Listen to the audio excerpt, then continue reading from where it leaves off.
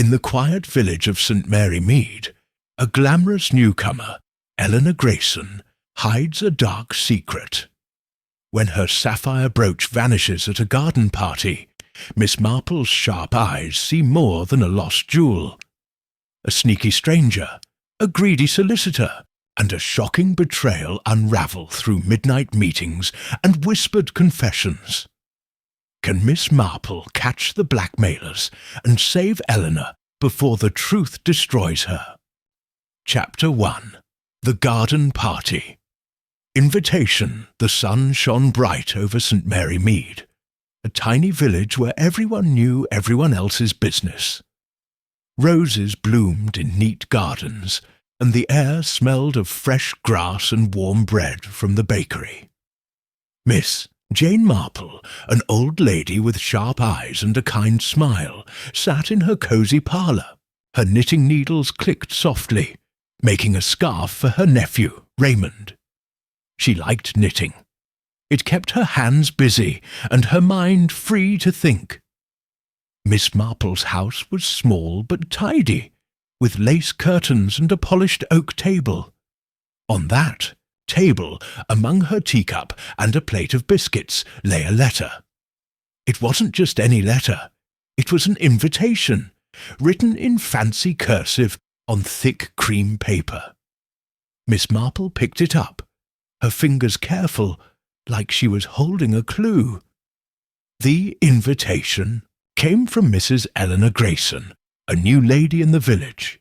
She lived at Willow Cottage, a pretty house with ivy on the walls and a big lawn perfect for parties. Dear Miss Marple, the letter began, you are warmly invited to a garden party at Willow Cottage this Saturday at 3 o'clock. There will be tea, croquet, and delightful company. I do hope you can join us. Yours sincerely, Eleanor Grayson. Miss Marple read it twice, her lips curving into a small smile. A garden party sounded lovely, but she wasn't one for just sipping tea and chatting about the weather. Parties were where people let their guards down. They laughed, they gossiped, and sometimes they showed who they really were. Miss Marple had a knack for noticing things others missed. A nervous glance, a too quick smile, a word that didn't quite fit. She'd solved many a mystery that way, right here in St. Mary Mead.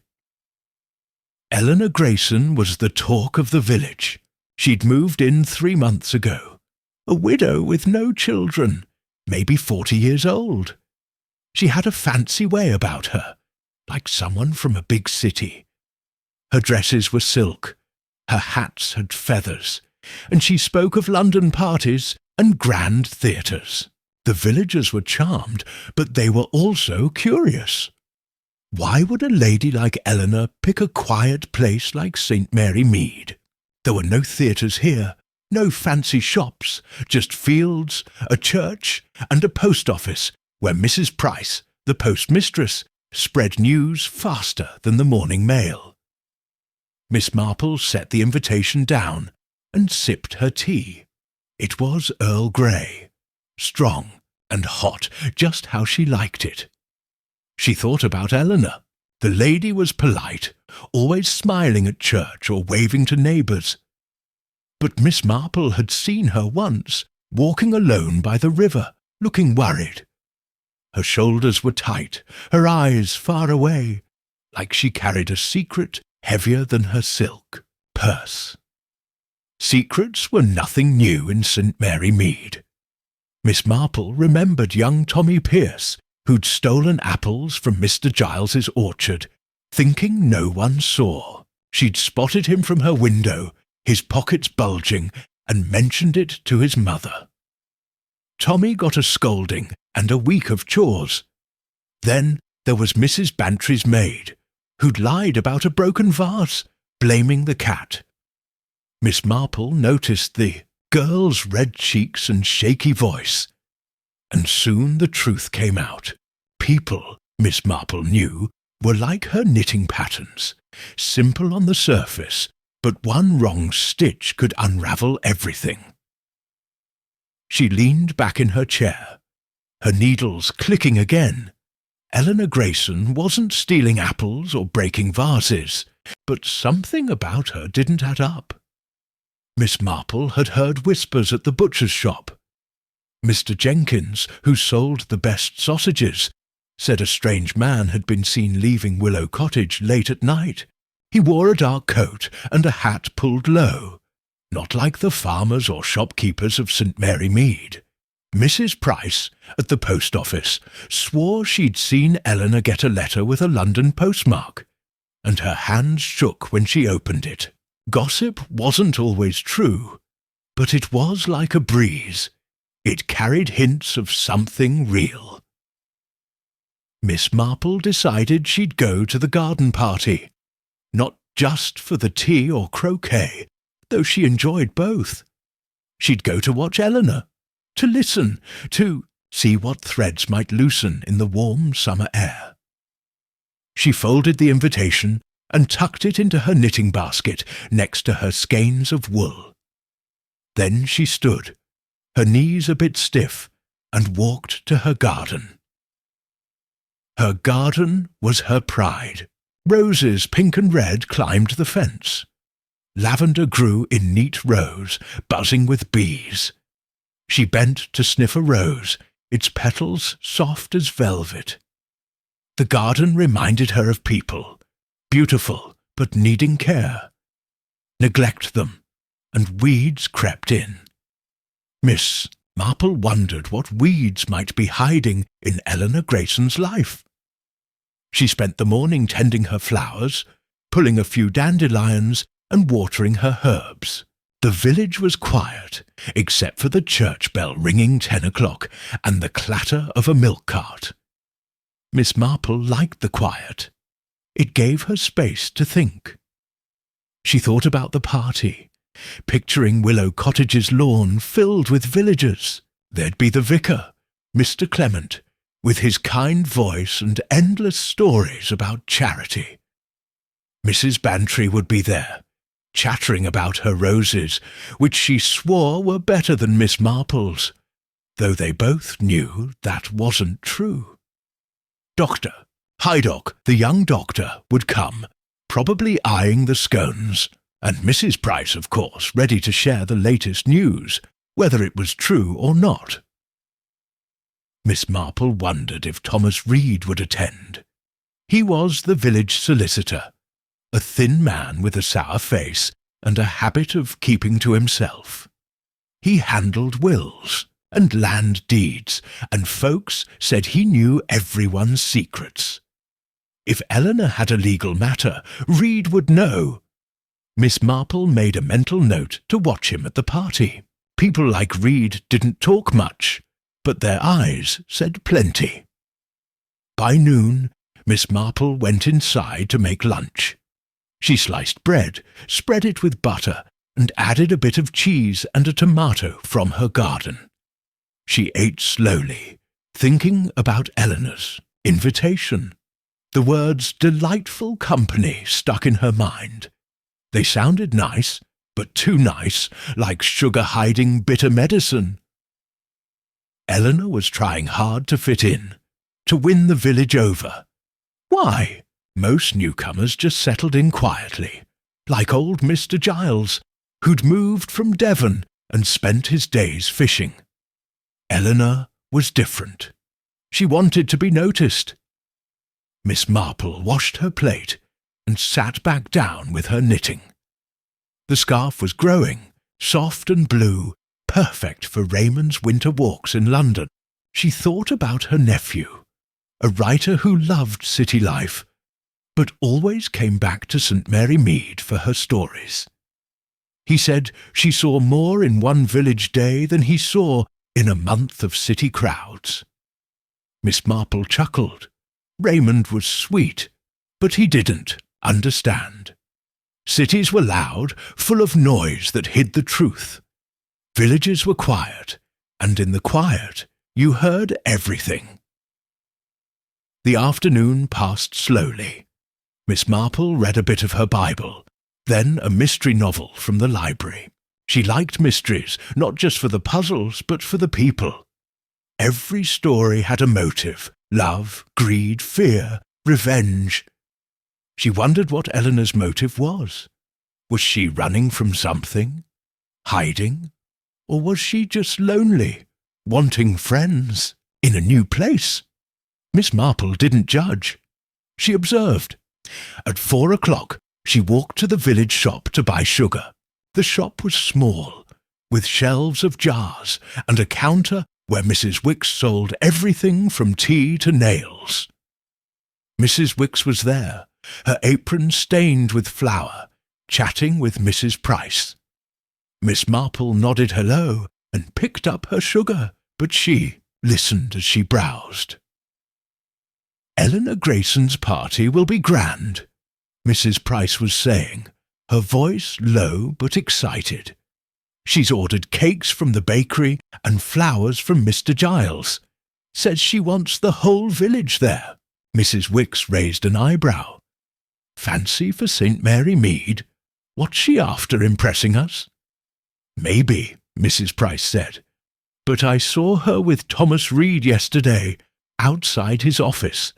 She looked upset, and he was holding a letter. Thick, bun, not just a bill."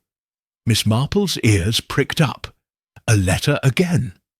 She paid for her sugar and smiled at the women. "Sounds like a lovely party," she said. "I'm looking forward to it." Mrs. Price grinned. "Oh, Miss Marple, you'll be there? Good. You always see things we miss."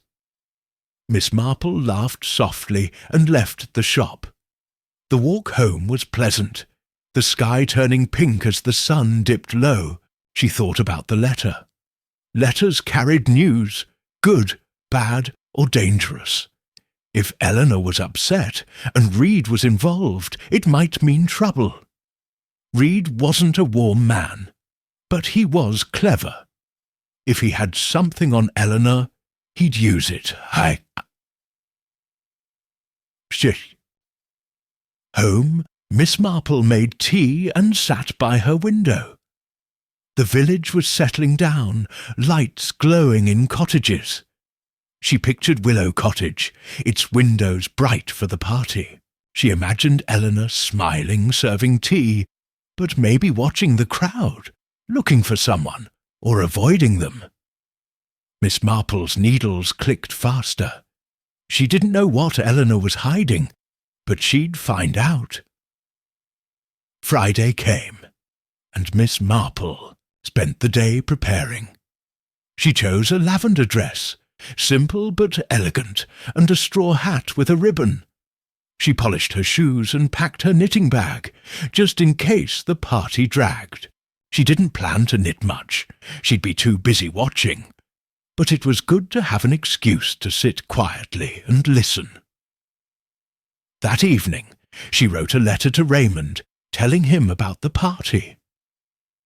"I expect it will be pleasant," she wrote, "but people are rarely as simple as they seem. I'll tell you more when I see you." She sealed the letter and set it aside for the morning post. Saturday dawned clear and warm, perfect for a garden party. Miss Marple ate a light breakfast, toast and jam with a cup of tea, and checked her garden. The roses looked splendid, and she clipped one to pin to her hat. It was a small touch, but she liked to look her best. At 2 o'clock, she locked her door and walked to Willow Cottage. The village was alive with chatter. Children ran in the lanes, and neighbours called greetings. Miss Marple passed the church, where Mr. Clement was sweeping the steps. "Off to the party, Miss Marple?" he asked. "Yes, Vicar," she said. "It should be a fine afternoon." He nodded. "Mrs. Grayson seems eager to please. A good heart, I think." Miss Marple smiled but said nothing. Good hearts could hide dark corners. She kept walking, her steps steady, her mind sharp. Willow Cottage was just ahead, its gate open, music drifting from the lawn. She could hear laughter the clink of cups, the thwack of a croquet mallet. The party had begun. She stepped through the gate, and Eleanor Grayson greeted her at once. "Miss Marple, I'm so glad you came."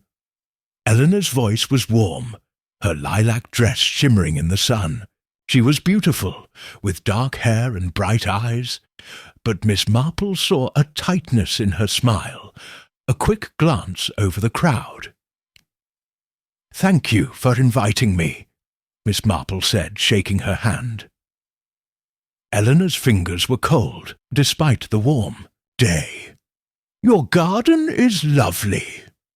Eleanor laughed, but it sounded forced. "Oh, it's the gardener's work, not mine. Come, have some tea." Miss Marple followed her to a table under a willow tree, where teapots and plates of scones waited. The lawn was full of villagers, Mrs. Bantry, Dr. Haydock, Mrs. Price, and others. Thomas Reed stood alone, sipping lemonade, his eyes on Eleanor. Miss Marple took a cup of tea and found a chair near a rosebush. She opened her knitting bag, but her needles stayed still. She watched. She listened. The party was delightful, just as the invitation promised. But Miss Marple knew delight could hide danger, and she was ready to find it. Chapter 2. Whispers on the Lawn. The garden party at Willow Cottage was in full swing. The lawn sparkled under the summer sun, green and smooth, dotted with tables covered in white cloths. Teapots steamed, scones sat in neat piles, and jars of strawberry jam glowed like rubies. Villagers from St. Mary Mead mingled, their voices a happy hum, mixed with the clink of cups and the thwack of croquet mallets. Miss Jane Marple sat in a wicker chair near a rosebush, her knitting bag at her feet, her sharp eyes taking in every detail. She held a cup of tea, but she wasn't drinking. She was watching. Eleanor Grayson, the hostess, moved through the crowd like a butterfly, her lilac dress catching the light. She smiled, poured tea, and laughed at jokes. But Miss Marple noticed her hands. They fluttered just a bit when she handed out plates or shook hands. Nervous hands, Miss Marple thought, were like birds trapped in a cage. They wanted to fly, to tell secrets. Eleanor was hiding something, and Miss Marple meant to find out what. The party was a picture of village life. Mr. Clement, the vicar, stood by the croquet lawn, his round face pink from the heat.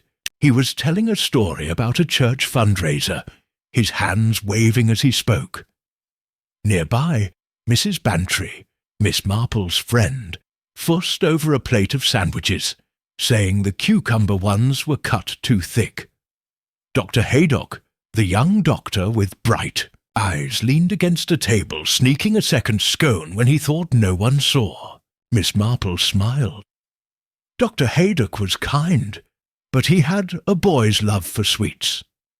Mrs. Price, the postmistress, was the loudest of all. She stood with two other women, her voice carrying over the lawn. "Eleanor's done wonders with this place," she said, waving at the cottage, "but mark my words, she's got a story she's not telling." Miss Marple's ears pricked up. She set her teacup down and leaned closer to the rosebush, pretending to admire its petals. Gossip wasn't always true, but it was like a map. It showed you where to look. The rosebush was perfect for eavesdropping. Its leaves hid her, and its scent was sweet, masking the dusty smell of the lawn.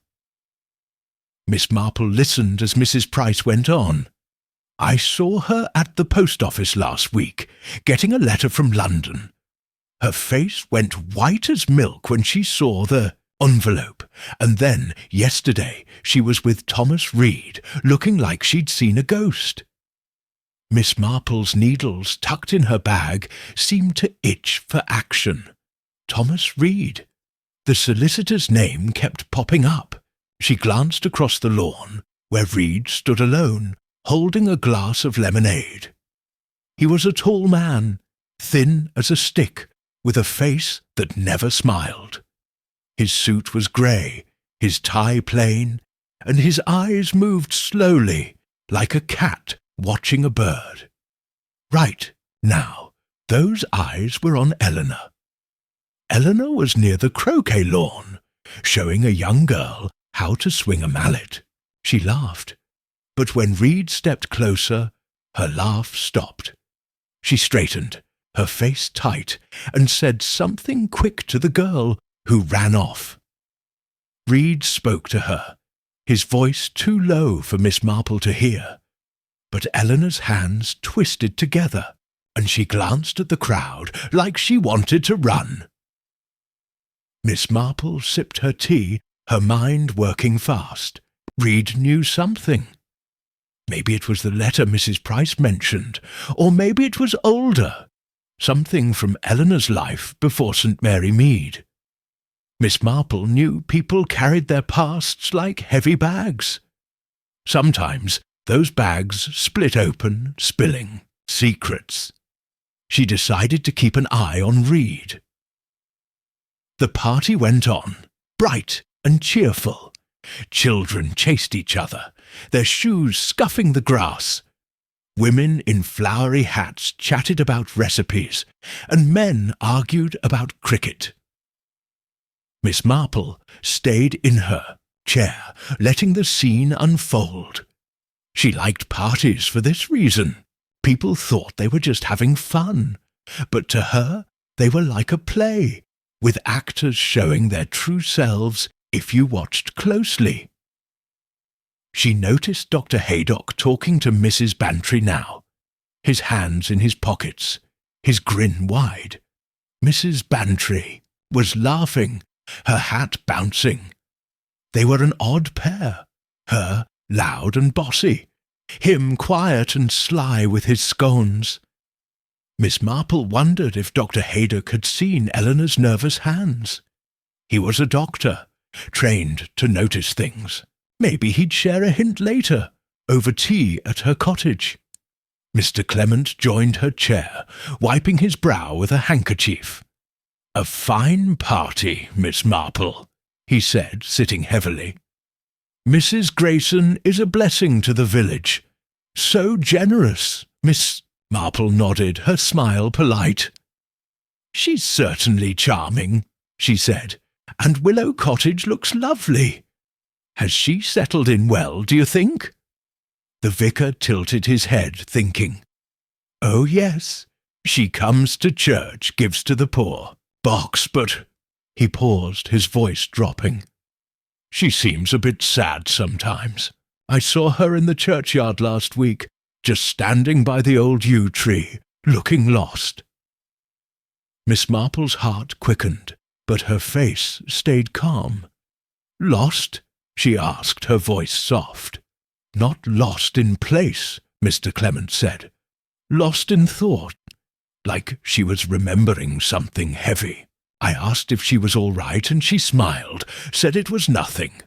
But I wonder—" Miss Marple nodded, storing the clue away. Sadness was a thread, like nervousness. Pull it, and you might find a knot.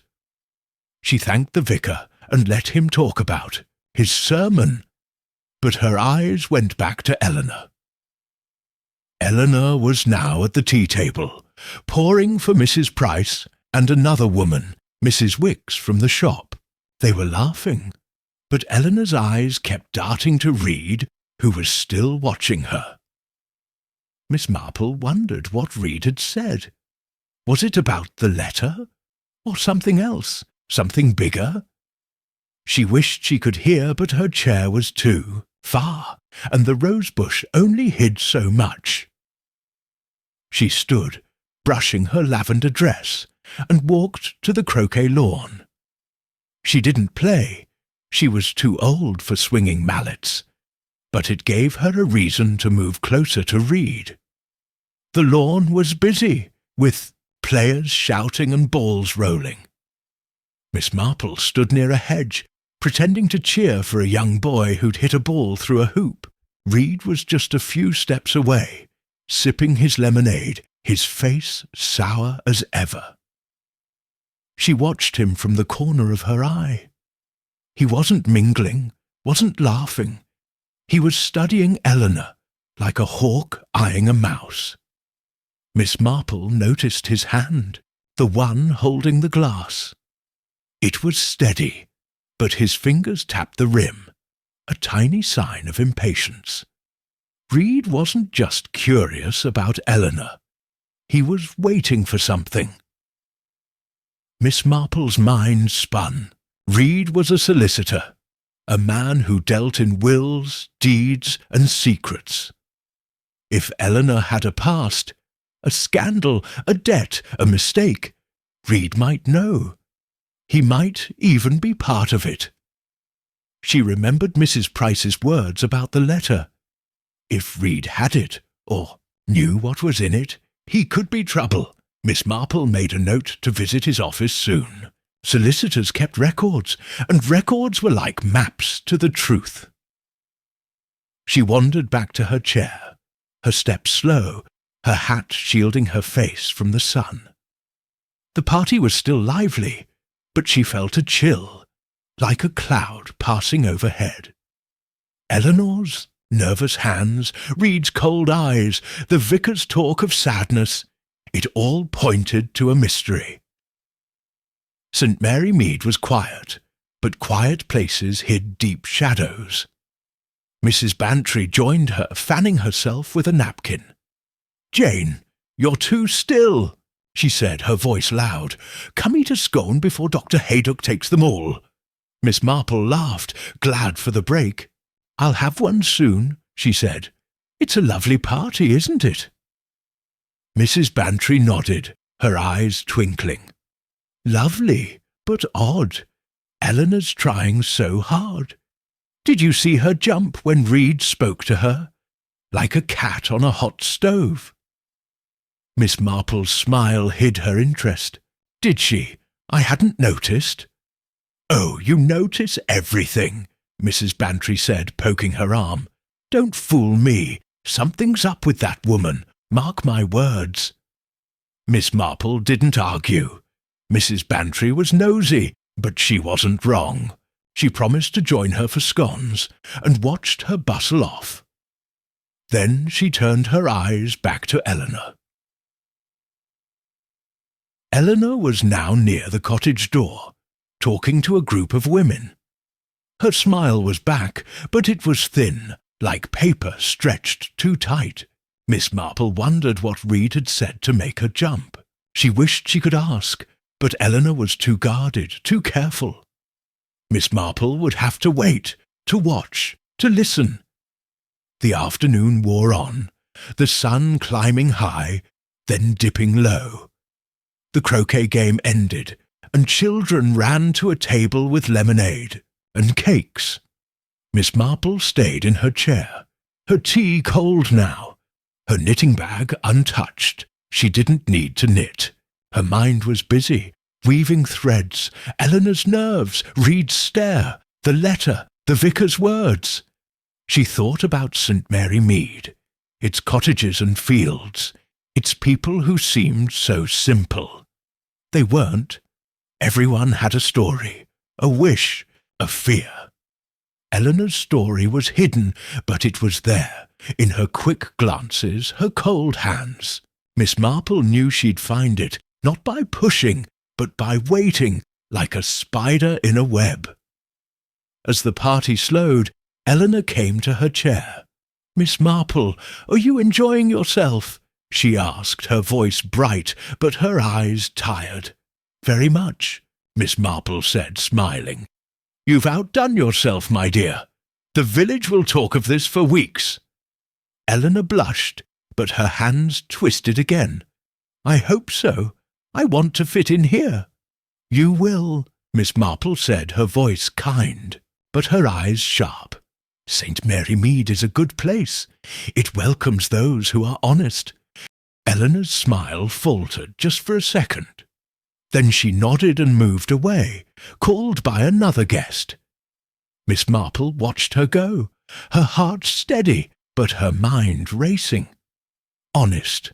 The word had stung Eleanor, like a bee. Why, the party ended as the sun set, painting the sky pink and gold. Villagers said their goodbyes, carrying empty plates and happy memories. Miss Marple stood, her hat in place, her knitting bag over her arm. She thanked Eleanor, who was at the gate, waving. "Such a lovely day," Miss Marple said. "I'll see you at church, perhaps." "Yes, of course," Eleanor said, her voice soft. Her eyes met Miss Marple's, and for a moment they held a plea, like she wanted to say more. Then she looked away. Miss Marple walked home, the village quiet now, the air cool.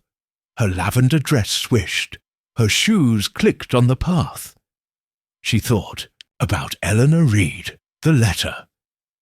The party had been delightful, just as the invitation promised. But it had also been a stage, and the actors had played their parts. At home, she lit a lamp and made tea. She sat by her window, the scarf for Raymond half done in her lap. The needles clicked, but her mind was elsewhere.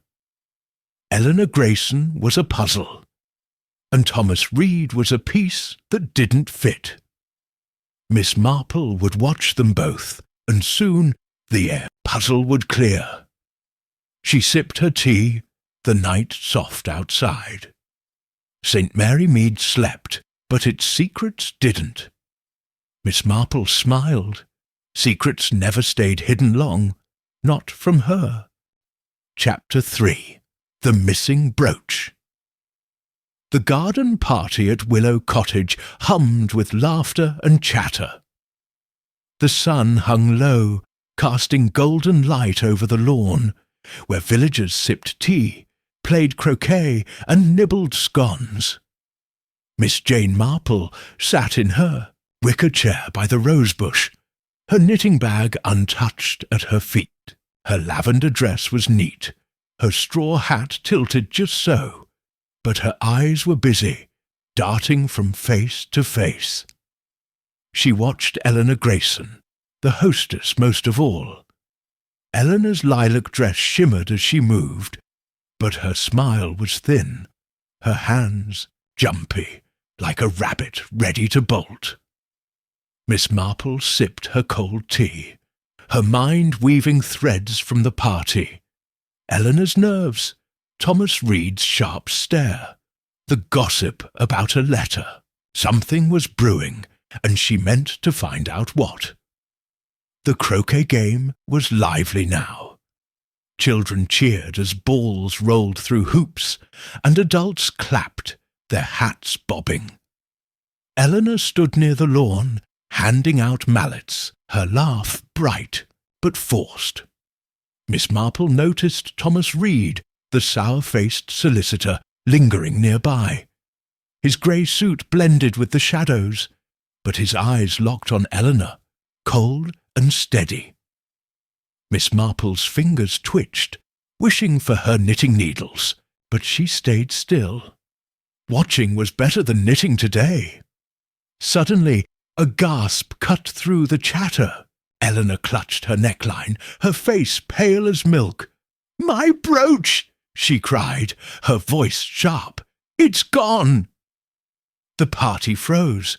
Heads turned, cups paused mid-sip.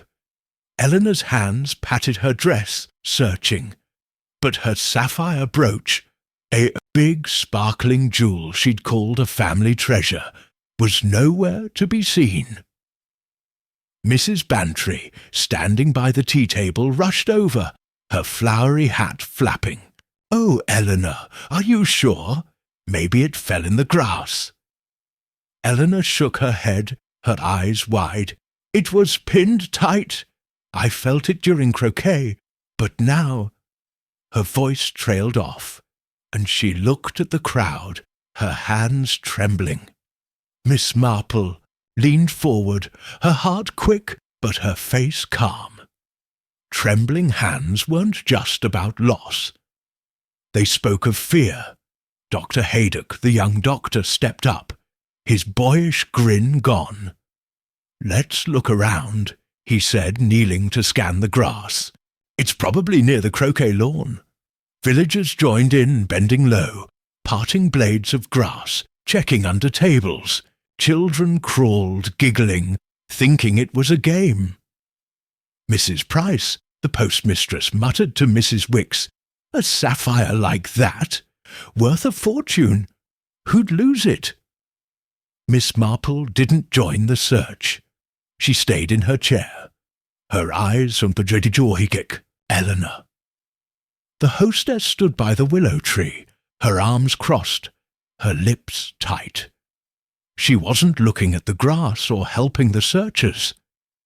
She was staring at the crowd, her gaze flicking to Thomas Reed, who hadn't moved. He stood by the hedge, his lemonade glass empty, his face blank, but his eyes sharp. Miss Marple's mind spun. Eleanor wasn't just upset about the brooch.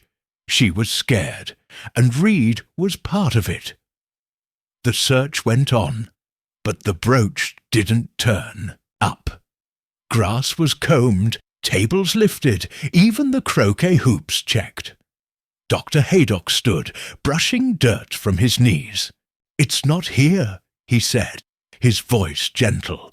"Maybe it slipped off earlier, in the cottage." Eleanor shook her head, her voice small. "No, I checked before the party. It was on my dress." Her eyes darted to Reed again, quick as a bird, then away. Miss Marple noticed. She also noticed Reed's hand, the one holding his glass. It tightened just a bit, like he was holding a secret as tight as his grip. Mrs. Bantry patted Eleanor's arm. "Don't worry, dear. It'll turn up. These things always do." But her voice was too loud, like she didn't believe it. The villagers murmured, "Some kind, some curious." Mrs. Price whispered to Mrs. Wicks, "Funny, isn't it? A brooch like that. Gone in a snap. Maybe someone took it." Miss Marple's ears caught the word took. Theft was possible, but her gut said no. Eleanor's fear wasn't about a stolen jewel. It was deeper, tied to Reed, to the letter, to her past. Miss Marple sipped her tea, the cup hiding her lips. She thought about St. Mary Mead, its quiet cottages and nosy neighbours. Things went missing here. Apples from orchards, coins from jars. But a sapphire brooch. That was big, and big things left big clues. The party tried to go on. Eleanor forced a smile, waving guests back to the tea tables. "Please, enjoy yourselves," she said, her voice shaky. "It's just a brooch. I'll find it." But the mood had shifted. People whispered, glancing at Eleanor, at the lawn, at each other. Miss Marple stayed put, her chair a perfect spot to watch. She saw Mr. Clement, the vicar, approach Eleanor, his kind face worried. "Is there anything I can do?" he asked. Eleanor shook her head, her hands twisting. "No, thank you, vicar. It's nothing." But her eyes said it was something, and Miss Marple stored that away, like a stitch in her knitting. She thought about the brooch. Eleanor had shown it off earlier, holding it up as she told a story about her grandmother who'd worn it at a London ball. The sapphire was big, set in silver, catching the sun like a blue star. It was beautiful, but Miss Marple cared more about Eleanor's voice when she spoke of it. There was pride, yes, but also a catch. like the brooch was more than a jewel, a memory, a burden. Miss Marple didn't know, but she'd find out. Her eyes went back to Reed.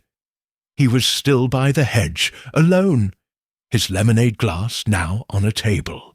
He hadn't joined the search, hadn't spoken since Eleanor's cry. Miss Marple remembered Mrs. Price's gossip, Reed and Eleanor outside his office, her upset, him holding a letter. Now this brooch, gone when Reed was near. Coincidence? Miss Marple didn't believe in those. People made things happen, and Reed was a man who made things happen quietly. She stood, her lavender dress brushing her knees, and walked to the tea table. She didn't want tea. She wanted to be closer to Eleanor, to hear, to see. The table was busy, with Mrs. Bantry pouring and Mrs. Price grabbing a scone. Eleanor was there, refilling a teapot, her hands still shaky. Miss Marple took a plate, pretending to choose a sandwich, but her ears were open. Mrs. Price leaned close to Mrs. Wicks, her voice low, but not low enough. I bet Reed knows something. He was right by her during croquet, wasn't he? And that letter, Eleanor went pale when he mentioned it yesterday. Miss Marple's heart skipped, but her face stayed blank. She picked a cucumber sandwich, small and neat, and moved back to her chair. The gossip fit her thoughts like a puzzle piece. Reed had been near Eleanor. He'd spoken to her, made her jump, as Mrs. Bantry said. Now the brooch was gone, and Eleanor was scared. Miss Marple sat, her sandwich untouched, her mind racing. She thought about Reed's office, a stuffy room full of papers and secrets. Solicitors like him kept files on everyone. Wills, debts, land deals. If Eleanor had a past, Reed might have it in a drawer, written in ink. The letter Mrs. Price mentioned could be part of it. A warning, a demand, a threat. Miss Marple decided she'd visit Reed soon. A polite call, a cup of tea, and a few gentle questions could loosen his tongue. The party slowed as the sun dipped lower, painting the lawn orange. Children ran less, their energy spent. Adults gathered plates, their chatter softer now. Eleanor moved through the crowd, thanking guests, her smile brittle. Miss Marple watched her stop by Dr. Haydock, who was dusting grass from his trousers. "Thank you for looking," Eleanor said, her voice small. Dr. Haydock grinned, his eyes kind. "No trouble, Mrs. Grayson. It'll turn up. Things like that don't vanish forever." But Eleanor's nod was quick, her eyes on the ground. Miss Marple wondered if Dr. Haydock saw her fear. He was young, but he noticed things, sick patients, nervous hands. Maybe he'd seen more than he said. She thought about the village, its simple, life-hiding complex hearts. St. Mary Mead was like her garden, pretty but full of weeds if you looked close. Eleanor was a new flower, bright but fragile, and something was choking her roots. Reed, the letter, the brooch. Miss Marple didn't know, but she felt the mystery growing, like a shadow stretching across the lawn. Mrs. Bantry flopped into the chair beside her, fanning herself. "What a fuss, Jane! A missing brooch, and Eleanor's a wreck.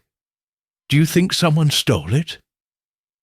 Miss Marple smiled, her voice soft. "I don't know, Dolly. Things go missing for all sorts of reasons."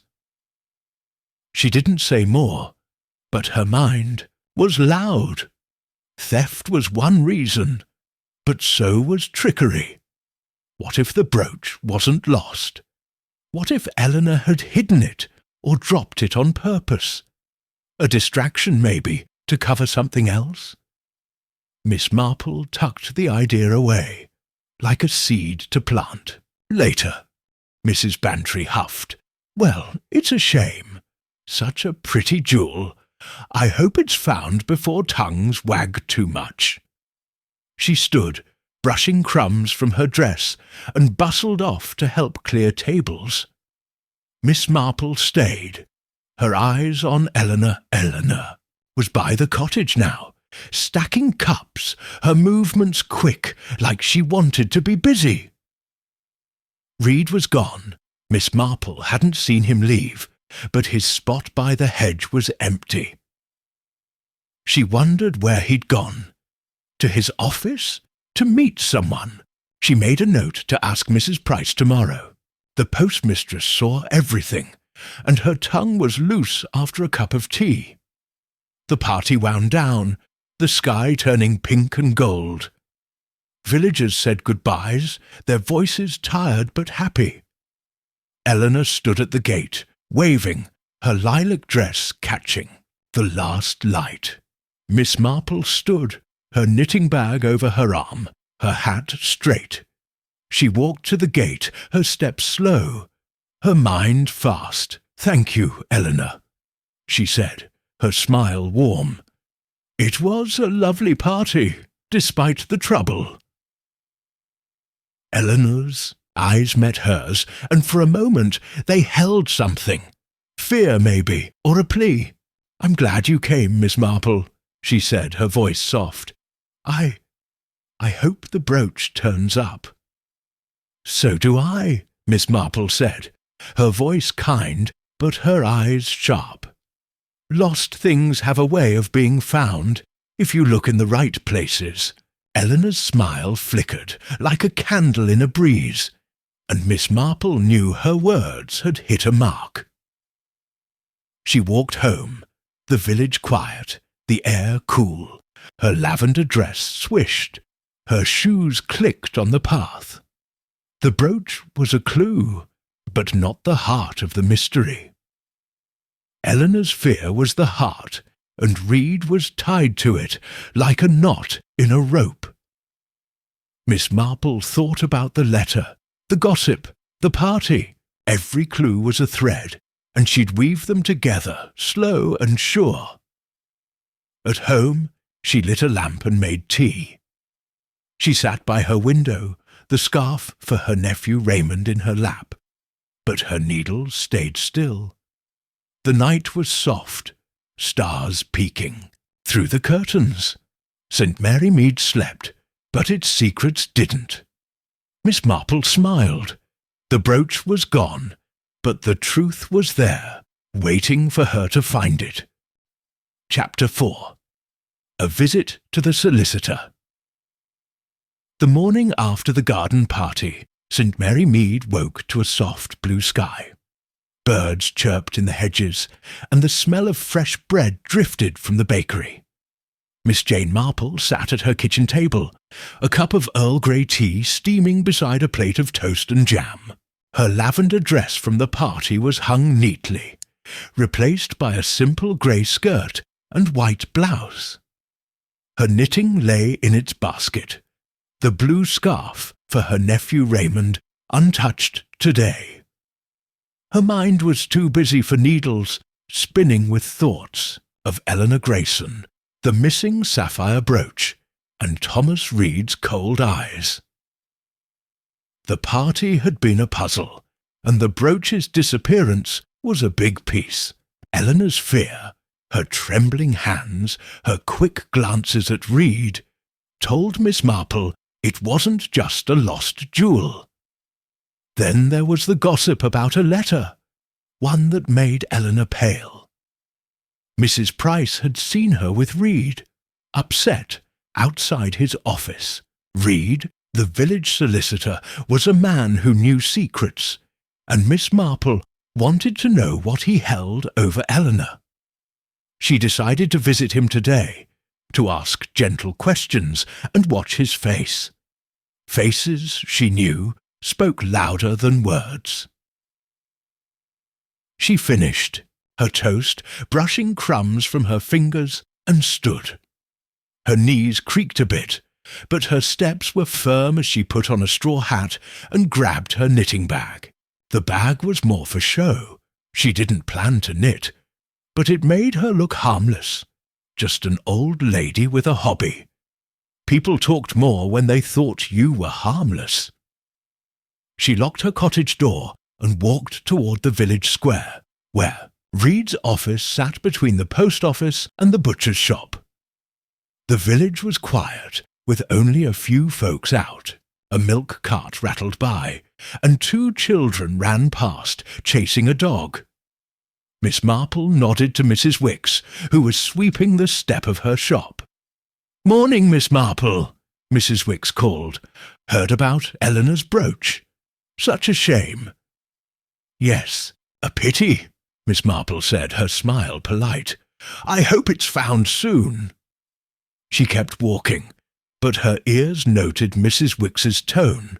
Curious, not sad. The village was buzzing about the brooch, and Miss Marple knew every whisper could hold a clue. Reed's office was a narrow building, its brick walls faded, its sign small. Thomas Reed, solicitor. The window was dusty, the curtains plain. Miss Marple pushed the door, and a bell jingled. Inside, the air smelled of ink, wax, and old paper. The room was cramped, with a wooden desk piled with ledgers, a bookshelf sagging under files, and 2 chairs, one behind the desk, one in front. A single lamp glowed, casting shadows on the walls. Thomas Reed looked up from a ledger, his thin face as sour as ever. His grey suit was crisp, his tie tight, and his spectacles sat low on his nose. "Miss Marple," he said, his voice flat, "what brings you here?" He didn't stand, didn't smile, but his eyes were sharp, like a fox watching a hen. "Good. Morning, Mr. Reed," Miss Marple said, her voice warm. She sat in the chair, her knitting bag on her lap. "I was passing by and thought I'd say hello. Yesterday's party was so lively, wasn't it?"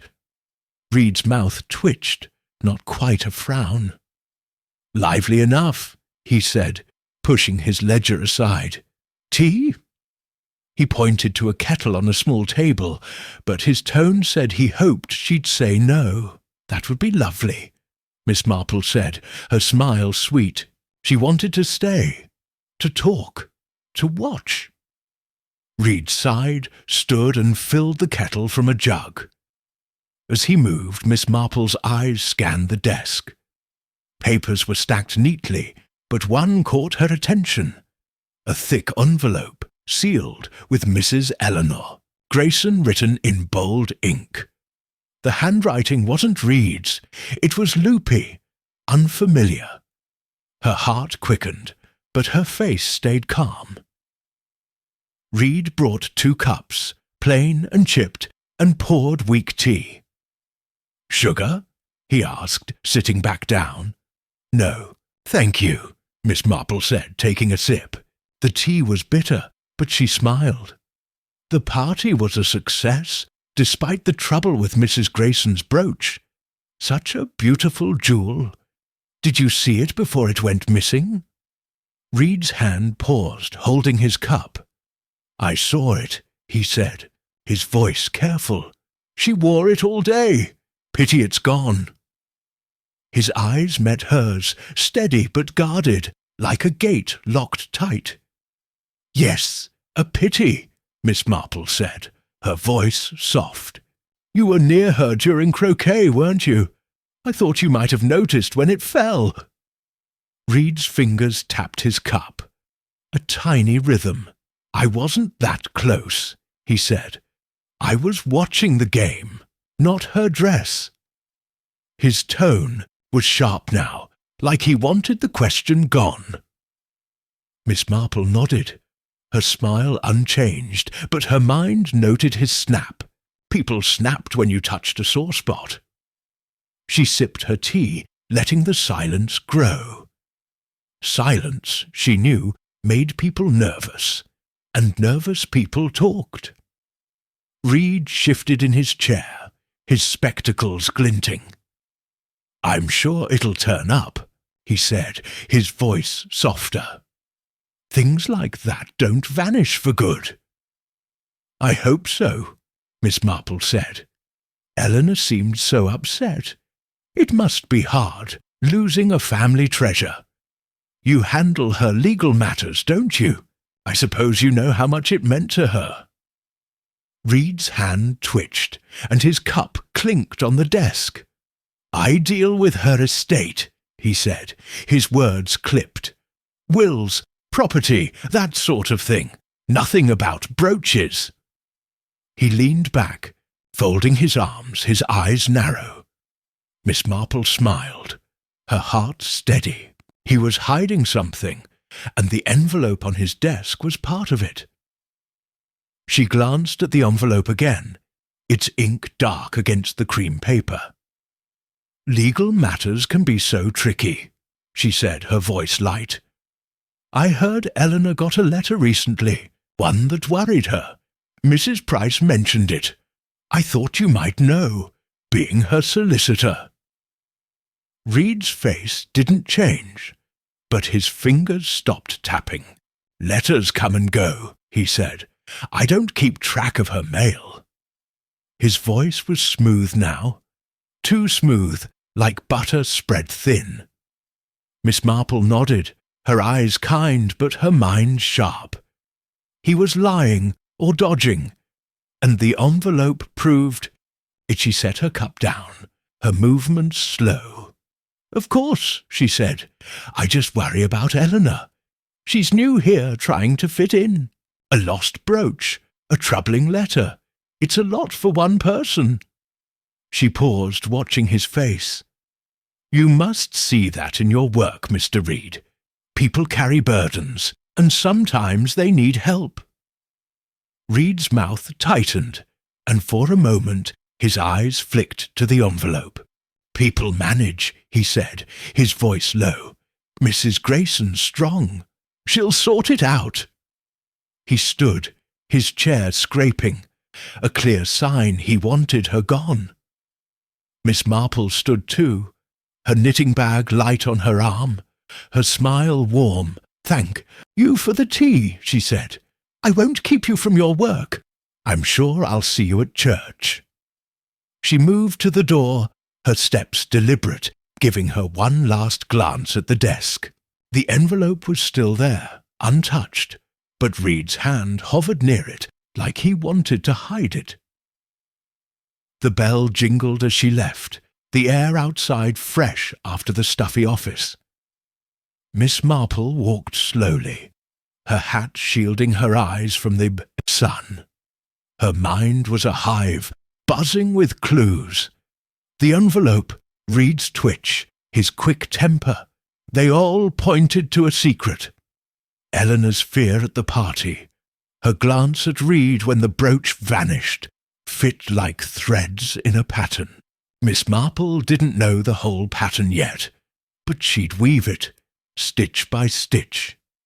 She passed the post office, where Mrs. Price was sorting mail. Miss Marple didn't stop. She'd talk to her later, when the village was quieter. Mrs. Price would know more about the letter, maybe even who sent it. For now, Miss Marple headed home, her steps steady, her thoughts fast. The village square was busier now, with women shopping and men chatting by the pub.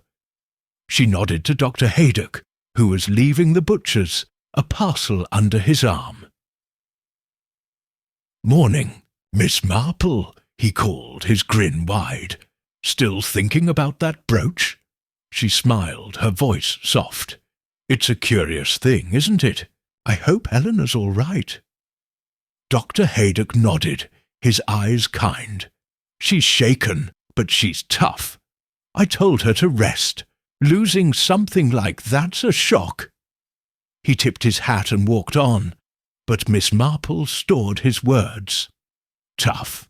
Maybe Eleanor was, but fear could crack even the toughest shell. At home, she made a pot of tea and sat in her parlour, the lace curtains letting in soft light. Her knitting stayed in its basket. She needed to think, not knit. She thought about Reed's office, the envelope, his guarded words.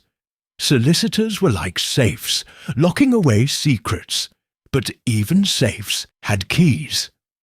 Miss Marple's key was patience, and she'd use it. She thought about Eleanor, her lilac dress, her nervous hands. The brooch wasn't just a jewel. It was a symbol, maybe a link to her past. Miss Marple wondered if it was really gone. Could Eleanor have hidden it, to stir the party, to distract from something else? Or had someone taken it, someone like Reed, who watched her too closely? Miss Marple didn't know, but she'd find out. She sipped her tea, the cup warm in her hands. The village was quiet outside, but it held shadows. St. Mary Mead was like her garden, pretty, but full of hidden weeds. Eleanor was a new flower, wilting under a weight, and Reed was part of that weight. Miss Marple thought about the letter, the gossip, the party. Every clue was a thread, and she'd pull them gently until the truth unravelled. The day passed slowly. Miss Marple tended her roses, their petals soft and pink. She waved to Mrs. Bantry, who was walking her dog, and promised to visit soon. But her mind stayed on Reed, on the envelope, on Eleanor's fear. She pictured the solicitor's office, its dusty shelves and locked drawers. Secrets lived there, and Miss Marple would find a way to open them. By evening, she sat by her window, the sky turning purple.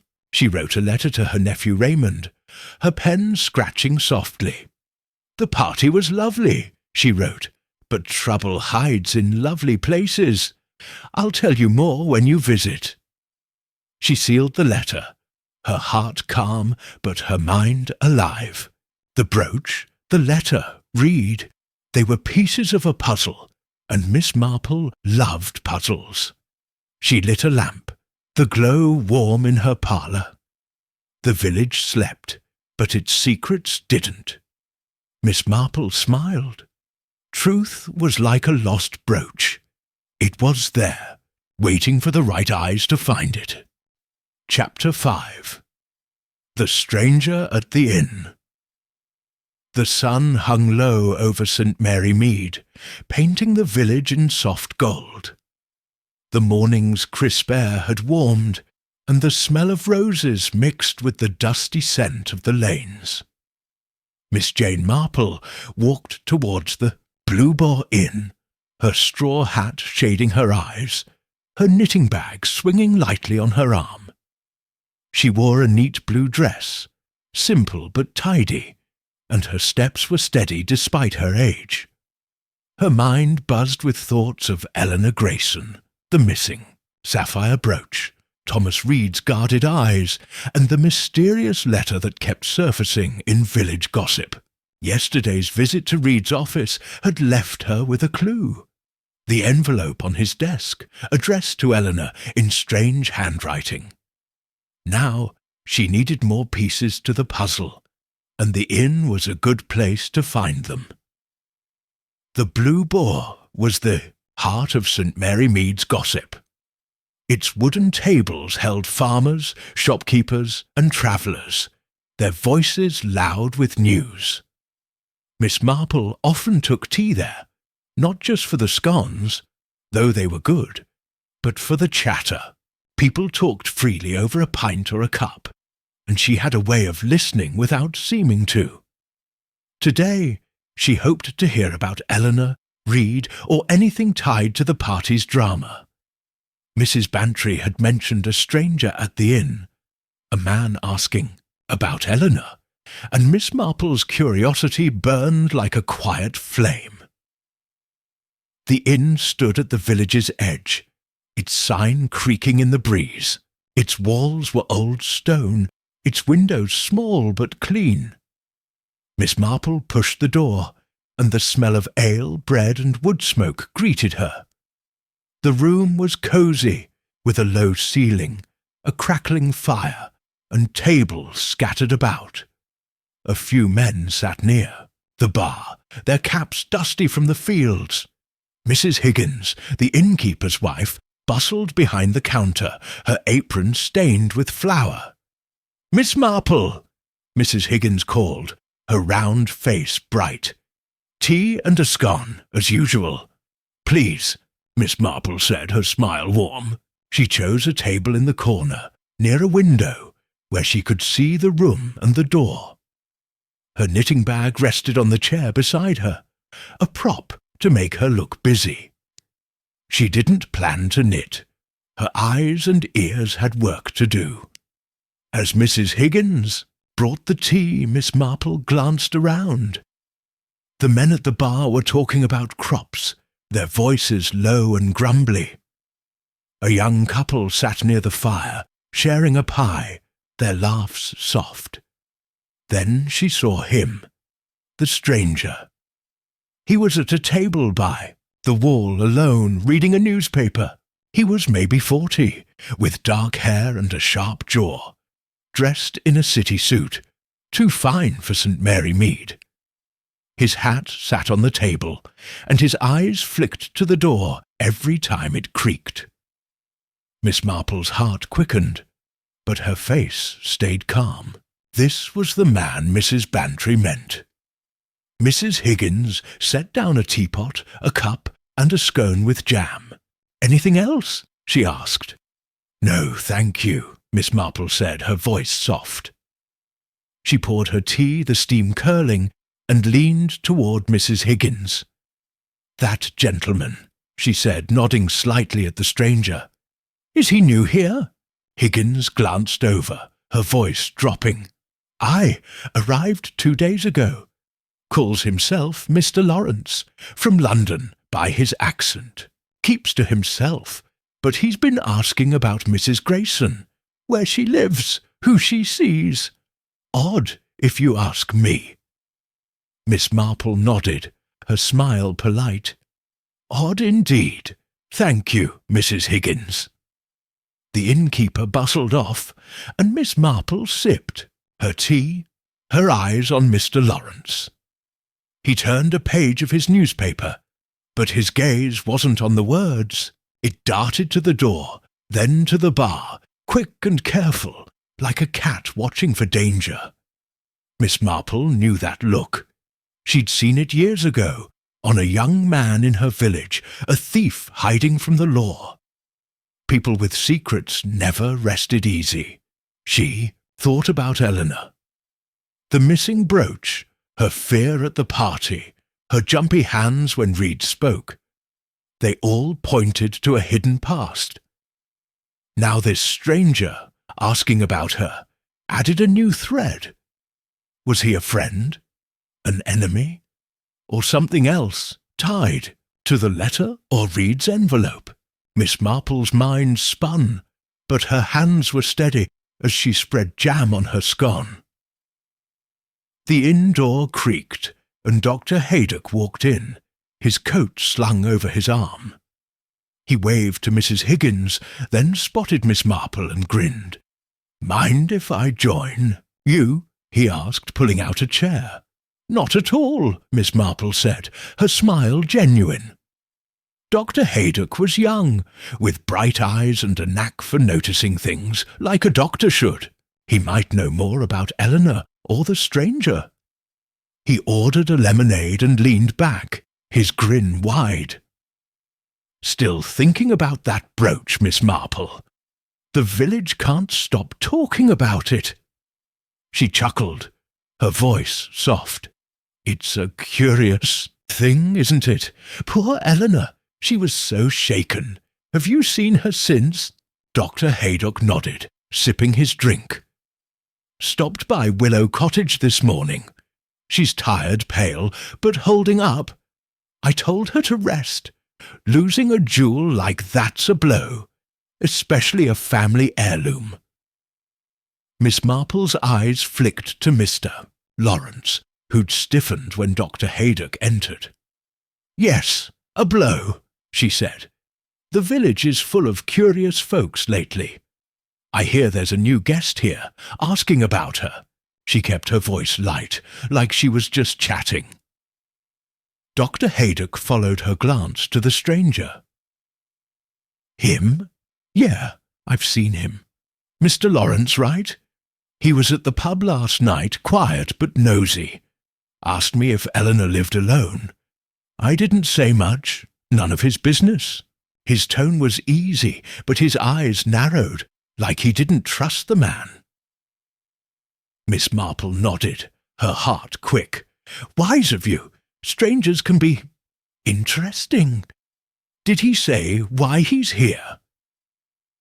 "Not a word," Dr. Haydock said. "Just said he's passing through, but he's too fancy for a village inn.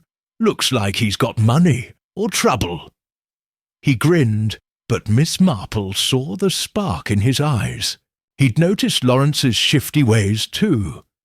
She sipped her tea, her mind weaving. Lawrence was trouble, or tied to it. His questions about Eleanor linked him to the brooch, the letter, maybe Reed. She thought about the party, Eleanor's fear. When Reed spoke, the envelope on his desk. Was Lawrence the one who sent it? Or was he here because of it? Miss Marple didn't know, but she'd watch him like a hawk watches a field. The inn grew busier, with farmers coming in for lunch. Their voices filled the room, loud with talk of weather and pigs. Miss Marple stayed quiet, her scone half eaten, her eyes on Lawrence. He'd folded his newspaper now, his hands restless, tapping the table. When the door creaked again, he looked up, his face tight, then relaxed as Mrs. Bantry walked in, her hat bouncing. "Jane!" Mrs. Bantry called, bustling over. "And Doctor! Hey, Doc! What a pair!" She plopped into a chair, fanning herself. "This heat! And all this talk about Eleanor's brooch. It's a scandal, isn't it?" Miss Marple smiled, her voice soft. "A mystery, Dolly. Not quite a scandal yet. Have you heard anything new?" Mrs. Bantry leaned in, her eyes wide. "Oh, plenty. Mrs. Price says Reed was hovering near Eleanor all through croquet. And now this stranger." She nodded at Lawrence, her voice dropping. "He's been asking everyone about her. Says he's a friend, but I don't believe it. He's got a sly look, like a fox." Dr. Haydock chuckled. "You're as bad as Mrs. Price, Mrs. Bantry, but you're not wrong. He's nosy." Miss Marple nodded, her smile hiding her thoughts. Sly, nosy, trouble. The words fit Lawrence like a glove. She glanced at him again. He was sipping a drink now, but his eyes were on their table, quick and sharp. He'd heard his name, or guessed they were talking about him. Miss Marple's heart steadied. Let him listen. She'd learn more by watching than he'd ever guess. Mrs. Bantry ordered tea, her chatter filling the air. She talked about her roses, her dog, the vicar's sermon. Miss Marple listened, but her mind was on Lawrence. She thought about St. Mary, Mead, its quiet lanes hiding secrets. Eleanor was a new face, but her past was a shadow, and Lawrence was part of it. Miss Marple remembered a man like him, years ago, who'd come to her village looking for a girl who'd run away. He'd been charming, but his eyes were cold, and he'd left with the girl in tears. People with secrets drew people like Lawrence, like moths to a lamp. She sipped her tea, the cup cool now. The inn was warm, the fire crackling, the voices loud. Dr. Haydock was telling Mrs. Bantry about a patient, his grin back. Miss Marple stayed quiet, her eyes on Lawrence. He stood, his movements smooth, and paid Mrs. Higgins at the counter. As he left, his hat low, he glanced at Miss Marple's table, his eyes meeting hers for a second. They were dark, guarded like a locked door. Then he was gone. The door creaking shut, Mrs. Bantry huffed. "See? Sly. I bet he's up to no good." Miss Marple smiled, her voice soft. "Time will tell, Dolly. It always does." She finished her scone, the jam sweet, and thought about her next move. Lawrence was a clue, but so were Reed and the envelope. She'd talk to Mrs. Price soon, maybe tomorrow, to learn more about the letter. For now, she'd keep watching, listening, waiting. The afternoon passed in the inn, the light shifting through the windows. Miss Marple stayed, chatting with Mrs. Bantry and Dr. Haydock, her ears open for any hint of Eleanor or Lawrence. The farmers left, their boots heavy, and new faces came, women with baskets, a traveller with a dusty coat. None mentioned Eleanor, but Miss Marple didn't mind. Clues came slowly, like flowers in her garden.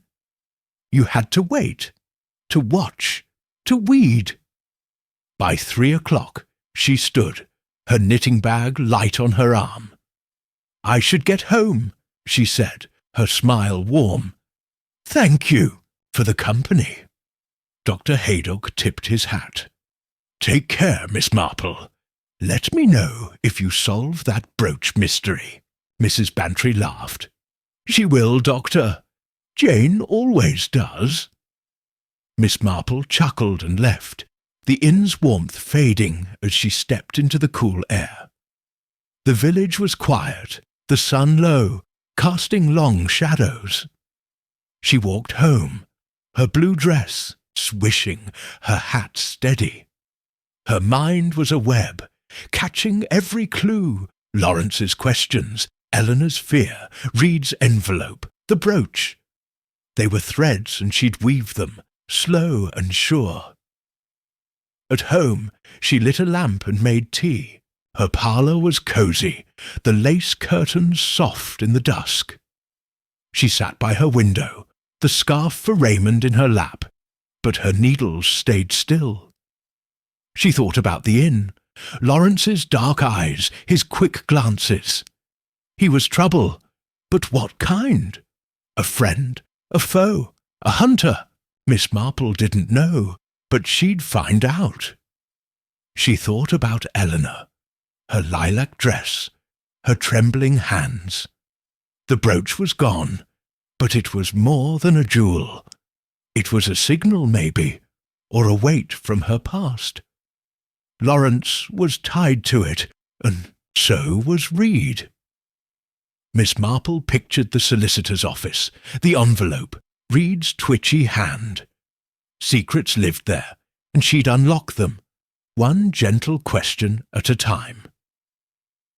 The village slept, its cottages dark, its lanes empty. Miss Marple sipped her tea, the cup warm in her hands. St. Mary Mead was quiet, but its secrets were loud, whispering to those who listened. She smiled. A stranger had come, and the mystery was growing, but Miss Marple was ready. Truth was like a lost brooch, hidden but never gone, waiting for her to find it. Chapter 6. A Midnight Discovery. The moon hung high over St. Mary Mead, casting a silver glow on the village's quiet lanes. Stars twinkled in the clear sky, and the air was cool, smelling of grass and roses. Miss Jane Marple sat by her parlour window, her knitting in her lap, but her needles were still. Sleep wouldn't come tonight. Her mind was too full, buzzing with clues from the garden party, Thomas Reed's office and the Blue Boar Inn. Eleanor Grayson's trembling hands, the missing sapphire brooch, Reed's guarded envelope, and the stranger Mr. Lawrence asking questions. They were pieces of a puzzle, and Miss Marple was determined to fit them together. She sipped cold tea, her eyes on the dark street. Her cottage was cosy, with lace curtains and a lamp's soft glow, but her thoughts were sharp. The brooch wasn't just lost, she was sure. Eleanor's fear, her quick glances at Reed, and now Lawrence's nosy questions pointed to something bigger. A secret from Eleanor's past, heavy as a stone. Miss Marple had seen it before, in St. Mary Mead and beyond. People ran from their troubles, but troubles followed, like shadows. A clock on her mantel chimed midnight, its soft ding breaking the silence. She set her knitting down, her scarf for nephew Raymond half done, and leaned closer to the window. The village slept, its cottages dark, their chimneys still, but something caught her eye.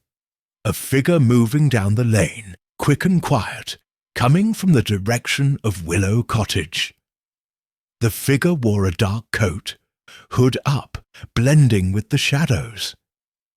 Miss Marple's heart quickened, but her face stayed calm. Who would be out so late, sneaking from Eleanor's home? She stood, her knees stiff but her mind sharp. She grabbed her shawl, a thick wool one that kept out the night's chill, and slipped on her shoes.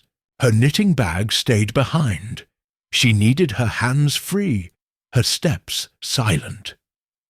She opened her door, careful not to let it creak, and stepped into the cool air. The moon lit her path, and she moved like a cat, staying close to the hedges, her grey skirt blending with the night. The figure was ahead, heading toward the churchyard at the village's edge.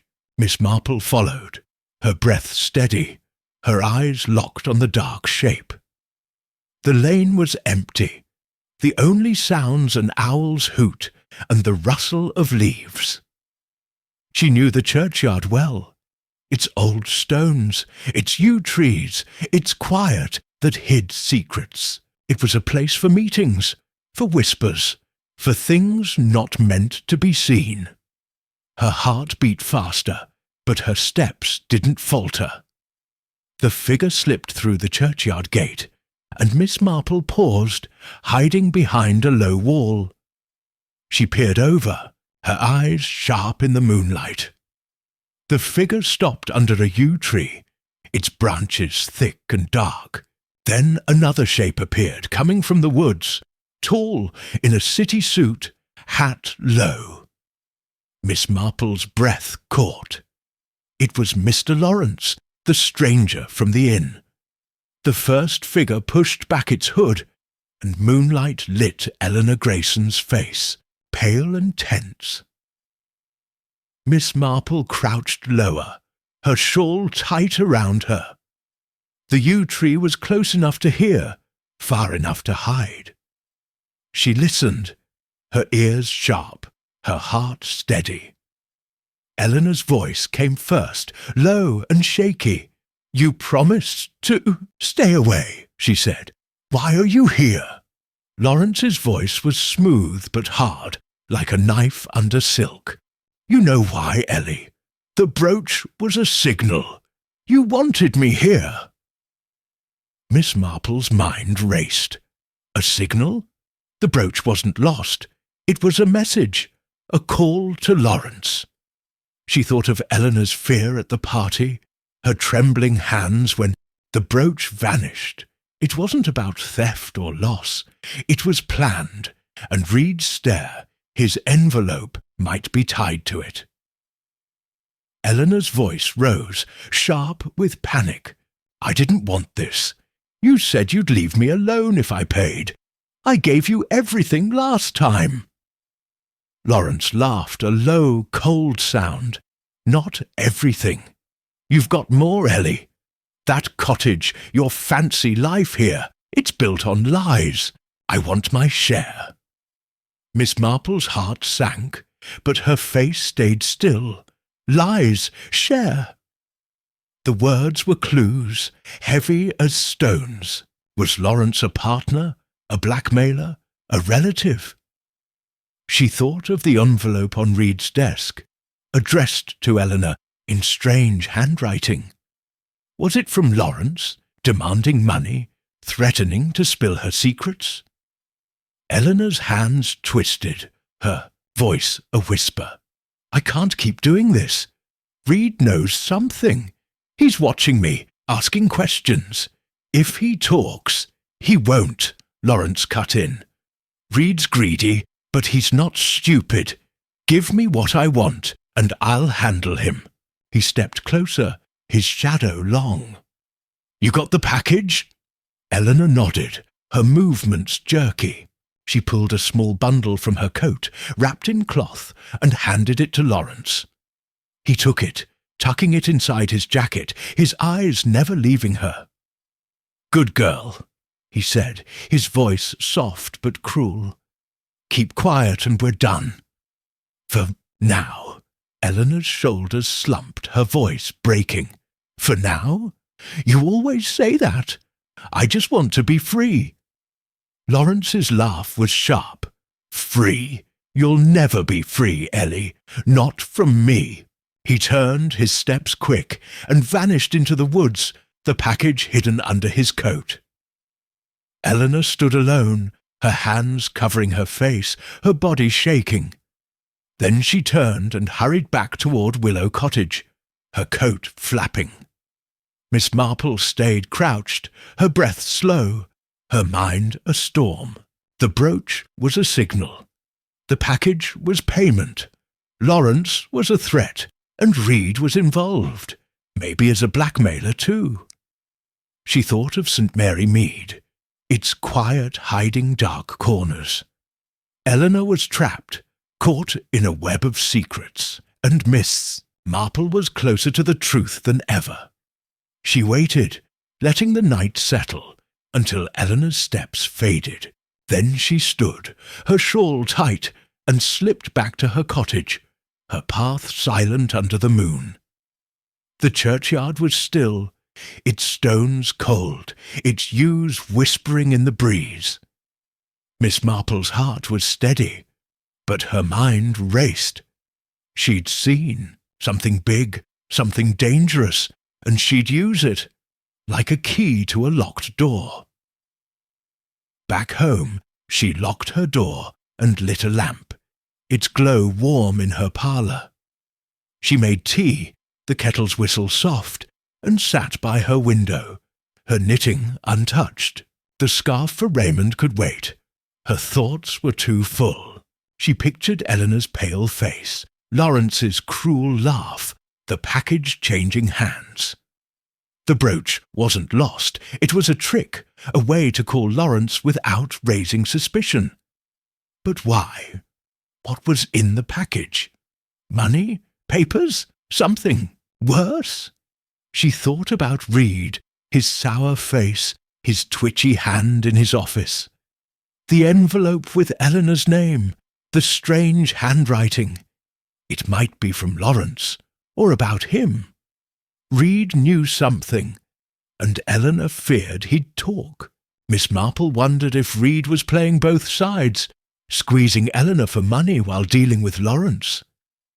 Solicitors were clever, but greed made them sloppy, and Reed's eyes had been too sharp, too hungry.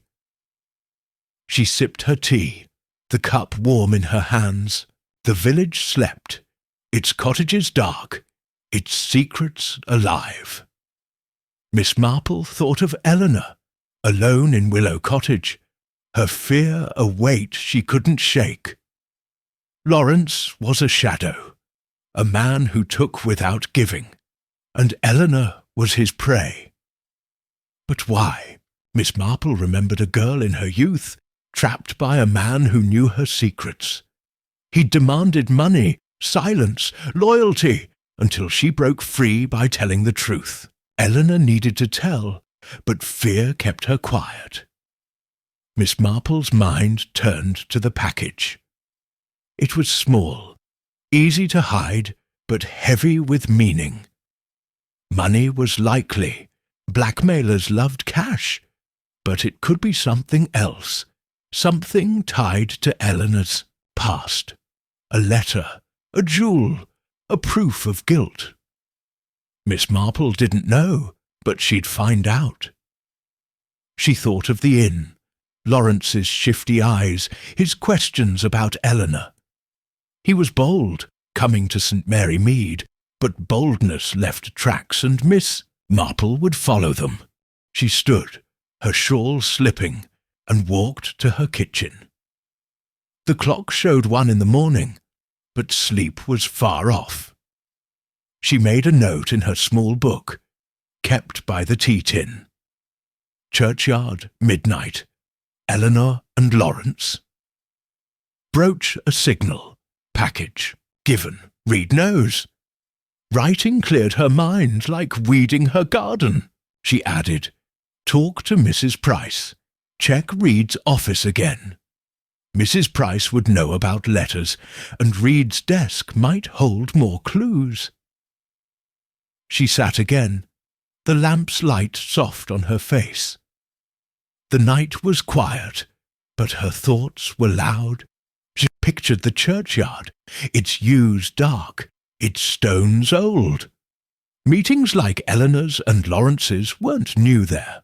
Miss Marple remembered a boy, years ago, who'd met a smuggler in that same spot, trading stolen goods.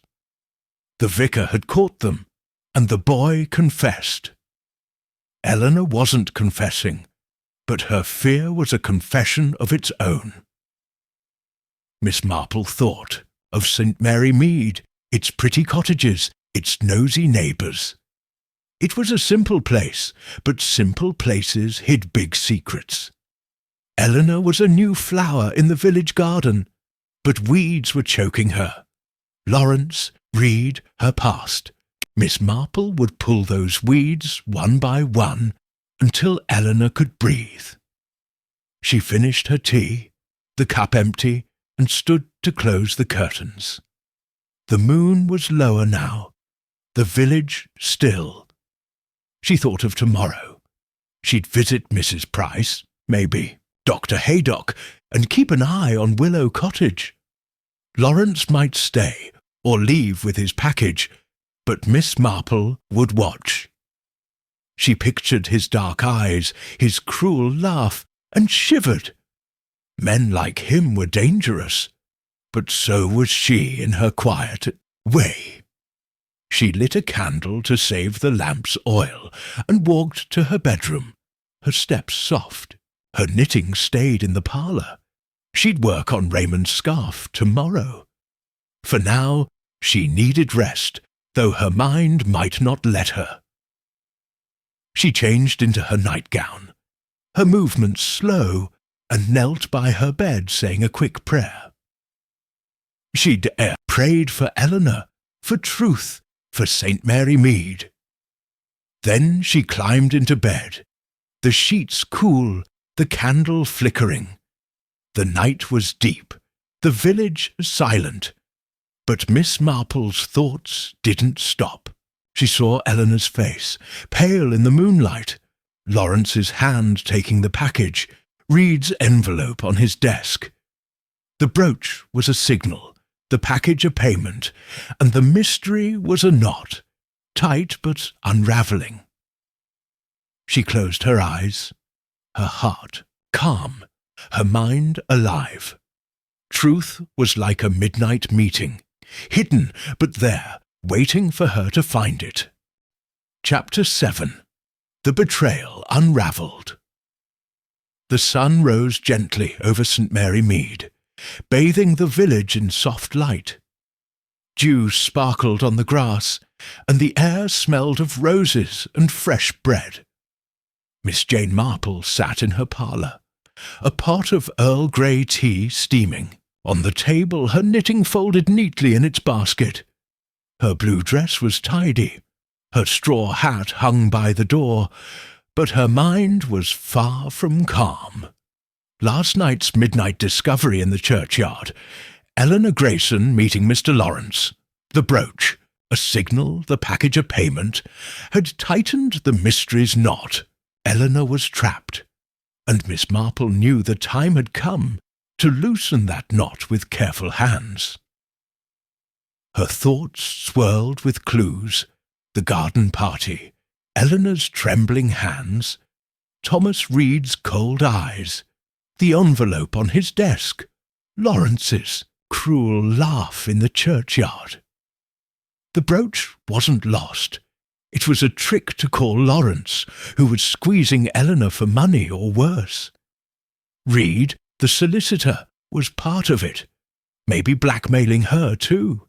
Miss Marple sipped her tea, her heart steady, but her mind sharp. She needed to talk to Eleanor, to nudge her toward the truth. Fear kept people silent, but kindness could open their hearts, and Miss Marple was good at kindness. She stood, her knees a bit stiff, and walked to her writing desk. With a pen and paper, she wrote a note. Dear Mrs. Grayson, I'd be delighted if you could join me for tea this afternoon at 3. My roses are blooming, and I'd love your company. Yours, Jane Marple. She sealed it in an envelope, her handwriting neat, and stepped outside to her garden. The roses were pink and full, their scent sweet.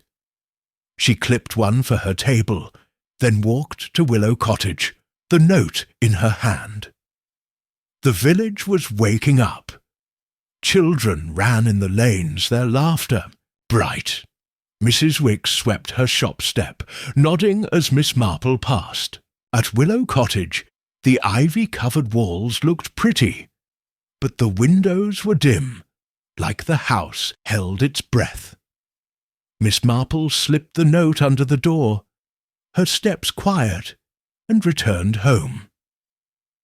Eleanor would come, she was sure. A nervous heart craved a kind ear, and Miss Marple's ear was ready. Back home, she tidied her parlour, setting out her best teacups, white with tiny roses, and a plate of biscuits from the bakery. She moved a chair near the window, where the light would fall on Eleanor's face. Faces told stories, especially when words faltered. At 2 o'clock, she put the kettle on and checked her roses in a vase, their petals soft. Everything was ready like a trap set with sugar, not steel. At 3 sharp, a knock came. Miss Marple opened the door, her smile warm. Eleanor stood there, her lilac dress gone, replaced by a plain grey one. Her dark hair was pinned tight, her face pale, her eyes tired. Miss Marple, she said, her voice soft, thank you for inviting me. Come in, dear, Miss Marple said, stepping aside. The tea's just ready. She led Eleanor to the parlour, where the sun lit the room in gold. Eleanor sat, her hands folded, but her fingers twitched like they wanted to run. Miss Marple poured tea, the pot steady, and offered a biscuit. Try one, she said. They're from Mr. Jenkins's shop. He makes the best. Eleanor took a biscuit, her smile thin. You're kind, she said, her voice barely there. She nibbled, but her eyes darted to the window like she expected someone to appear. Miss Marple sat, her cup in her hands, her face kind but her eyes sharp. She started with small talk, the village way. Your party was lovely, she said. The village is still talking about it. Such a shame about your brooch, though. Any news? Eleanor's hand shook, and her cup clinked on its saucer. No, she said, too quick. It's gone. I've looked everywhere. Her voice was tight, like a string pulled hard. Miss Marple, nodded, her smile soft. "Things have a way of turning up," she said, "like secrets. They hide, but they come out in time." She paused, watching Eleanor's face. The word secrets hit like a stone. Eleanor's eyes widened, her lips parted, but she said nothing. Miss Marple sipped her tea, letting silence work its magic. Silence was a mirror, showing people their own fears. Eleanor's hands twisted, her biscuit forgotten. "You've settled in so well," Miss Marple went on, her voice gentle. "St. Mary Mead is a good place, but it's hard to start over, isn't it? Especially with a heavy heart." Eleanor's breath caught, and her eyes met Miss Marple's, full of something, fear, pain, a plea. "It's not easy," she said, her voice a whisper. "But I'm trying." "Of course you are," Miss Marple said, her voice like a warm blanket. "You're strong, Eleanor, but strength can wear thin, especially when trust is broken. Betrayal, dear, is a wound that festers, like a secret kept from those who'd help." Eleanor's cup slipped, tea splashing on the table. Her hands flew to her face, and a sob broke free. "I can't," she gasped. "I can't keep it in any more."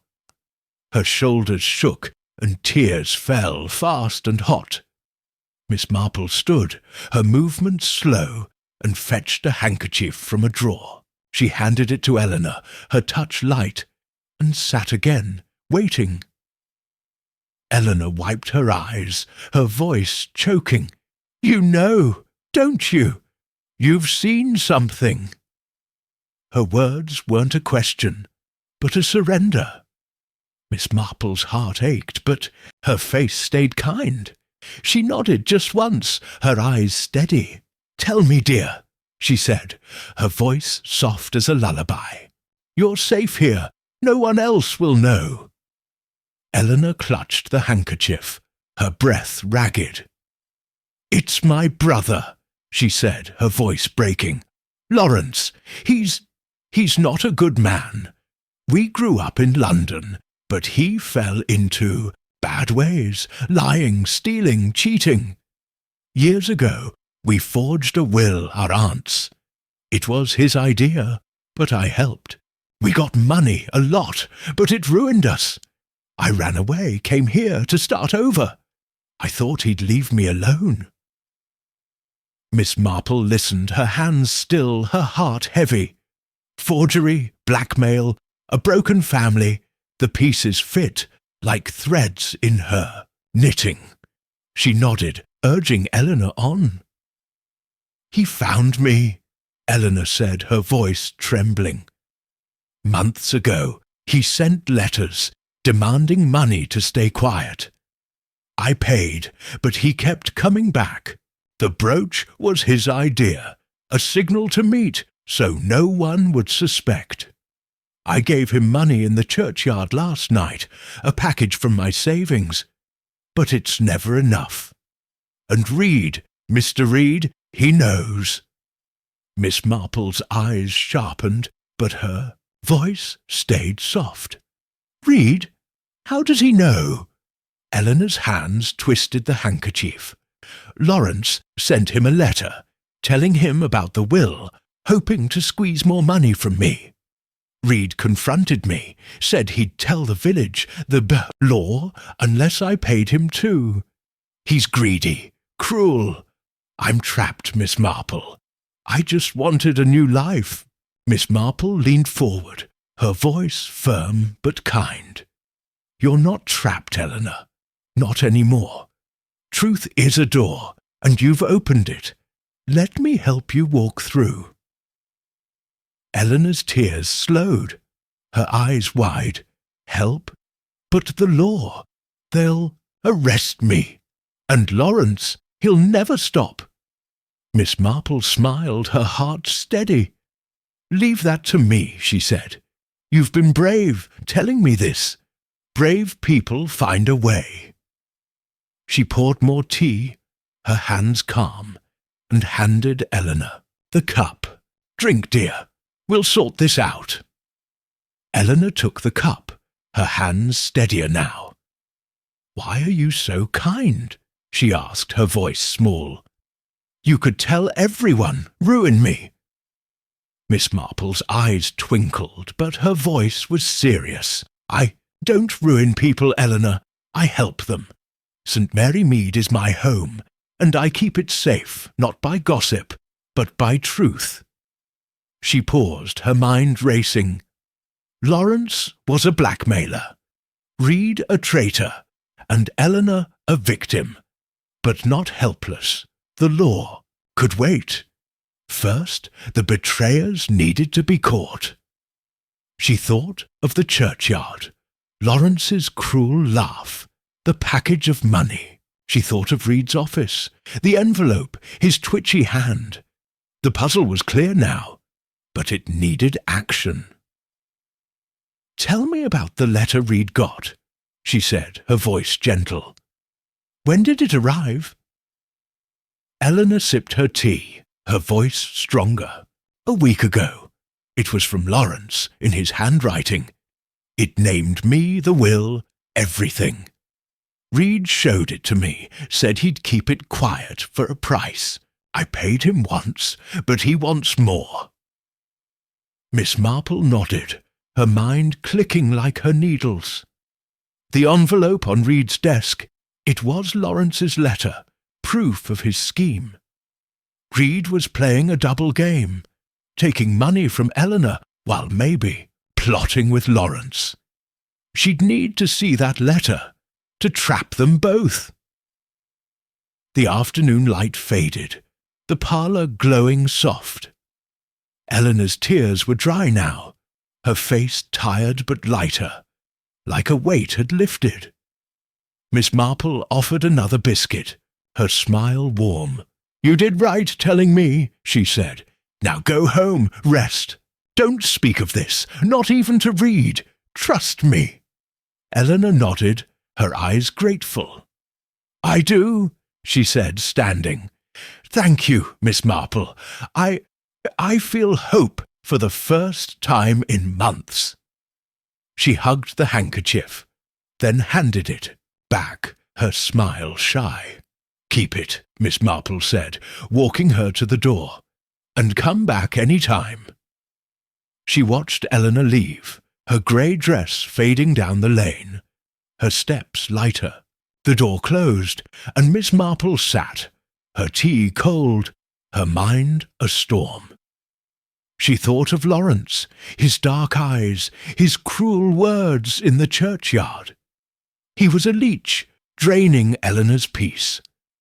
Reed was worse, a trusted solicitor, betraying his client for gold. Miss Marple's heart burned, but her face stayed calm. Anger didn't solve mysteries, patience did. She'd act fast but quiet, like a spider spinning a web. She stood clearing the teacups, her movements slow. The village was quiet outside, its cottages warm in the dusk. She thought of St. Mary Mead, its simple life hiding dark hearts.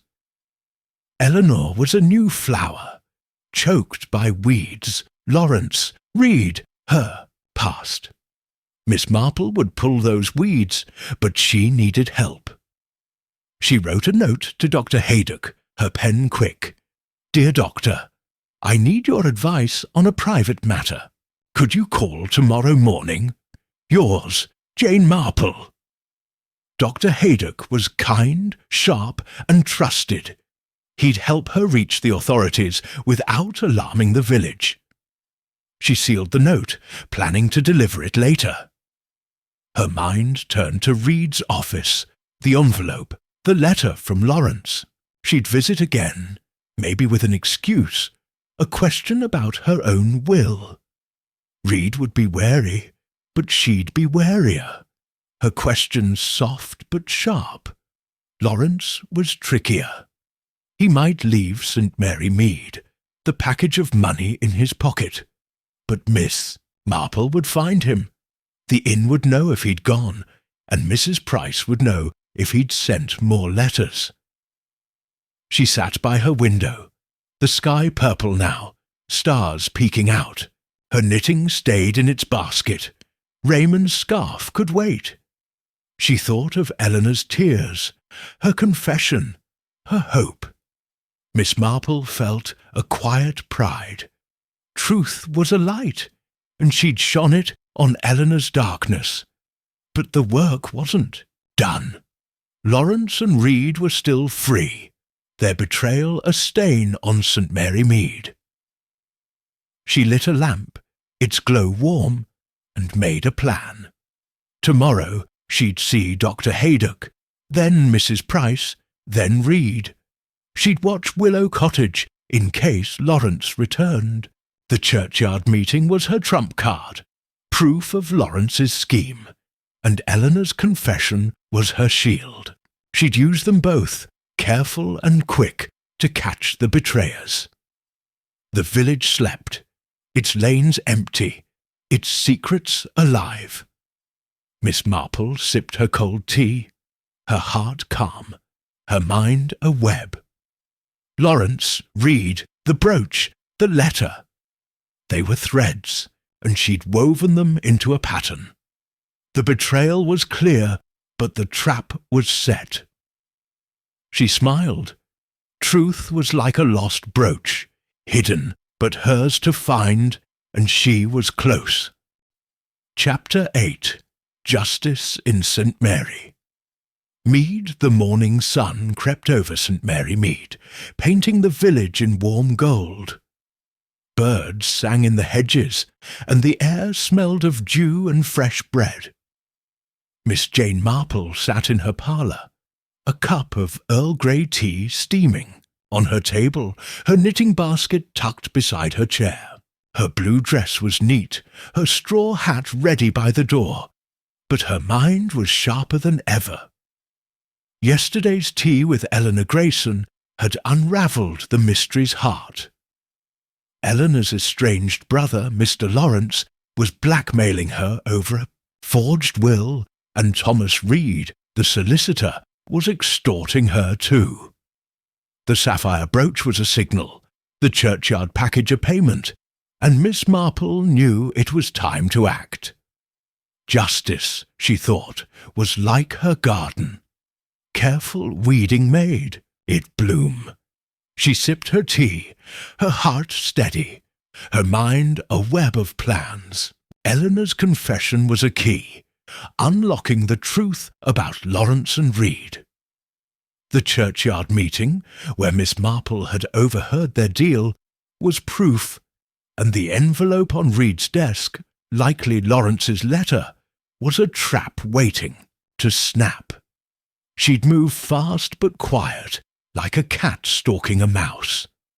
The village deserved peace, and Eleanor deserved freedom. Miss Marple stood, her knees creaking, and walked to her writing desk. She penned a quick note to Dr. Haydock. "Dear Doctor, please visit at 9 this morning. I need your help with an urgent matter. Yours, Jane Marple." Dr. Haydock was kind, sharp, and trusted by the village. He'd know how to reach the authorities without stirring gossip. She sealed the note and stepped outside, her shawl light on her shoulders.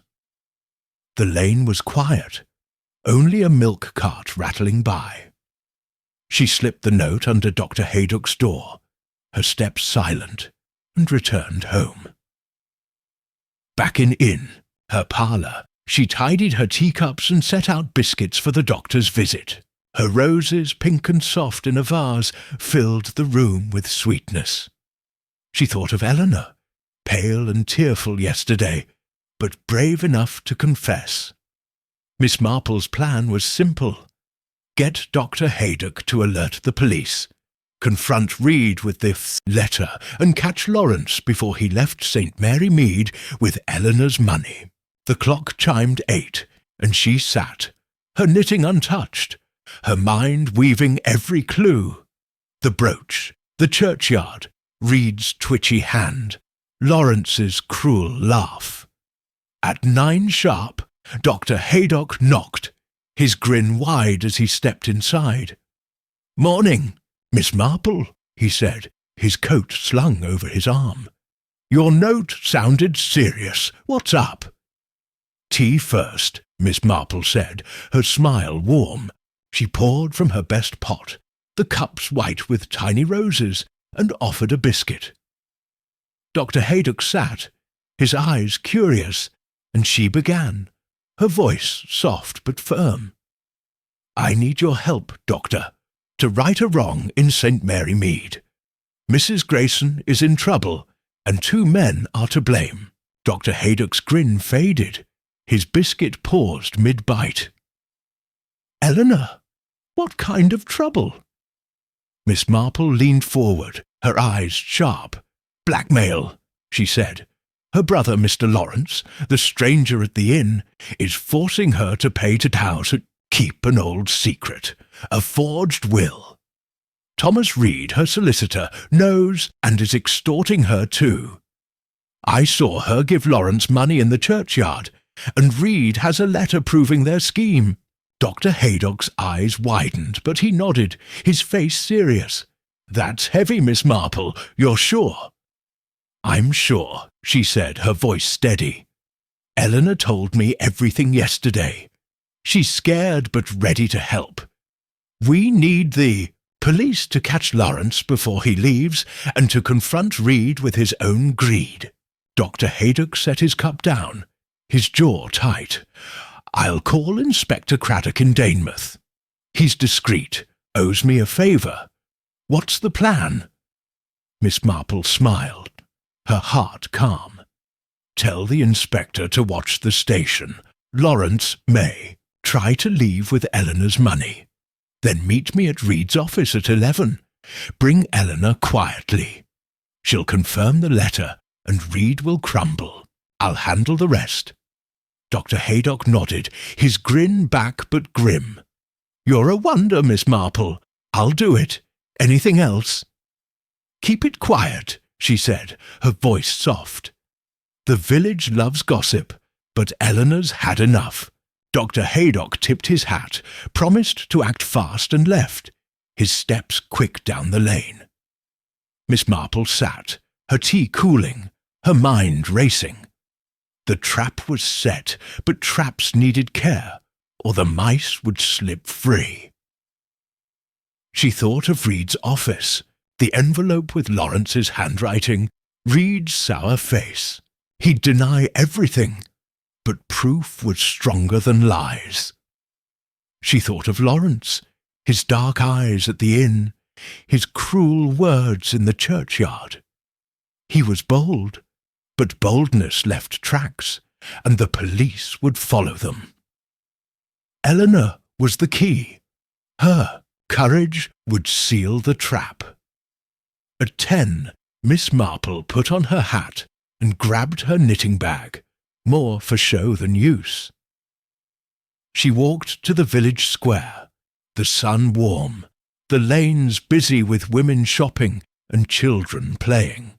She passed Mrs. Price at the post office, sorting mail, and nodded but didn't stop. Mrs. Price would talk later. Now was for action, not gossip. Reed's office loomed ahead, its brick walls dull, its signs small. Miss Marple didn't go in, yet she wanted Dr. Haydock and Eleanor there. The timing right. She sat on a bench by the square, her knitting bag beside her, her eyes on Reed's door. The village buzzed, but she was still, like a spider waiting.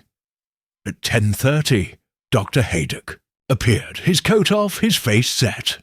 Beside him was Eleanor, her grey dress plain, her face pale, but her chin high. Miss Marple's heart lifted. Eleanor was scared but ready. They crossed the square, and Miss Marple joined them, her smile warm. "You're brave, Eleanor," she said, her voice soft. "This ends today." Eleanor's eyes were wet, but she nodded. "I trust you, Miss Marple. I want it over." Dr. Haydock clapped her shoulder, his voice kind.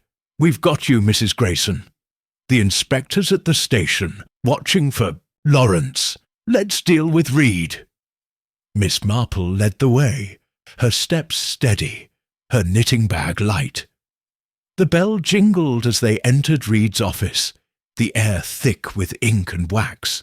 Reed looked up from his desk, his thin face sour, his spectacles low. The envelope was still there, its ink bold with Eleanor's name. His eyes narrowed, taking in Miss Marple, Dr. Haydock, and Eleanor. "What's this?" he asked, his voice sharp. Miss Marple smiled, her voice gentle. "Good morning, Mr. Reed. We need to talk about Mrs. Grayson's affairs. And that letter." She nodded at the envelope, her eyes sharp. Reed's hand twitched, but he leaned back, his face blank. "Letter? I get many. What's this about?" Eleanor stepped forward, her voice shaky but strong. "You know what it's about, Mr. Reed. The letter from my brother, about the will.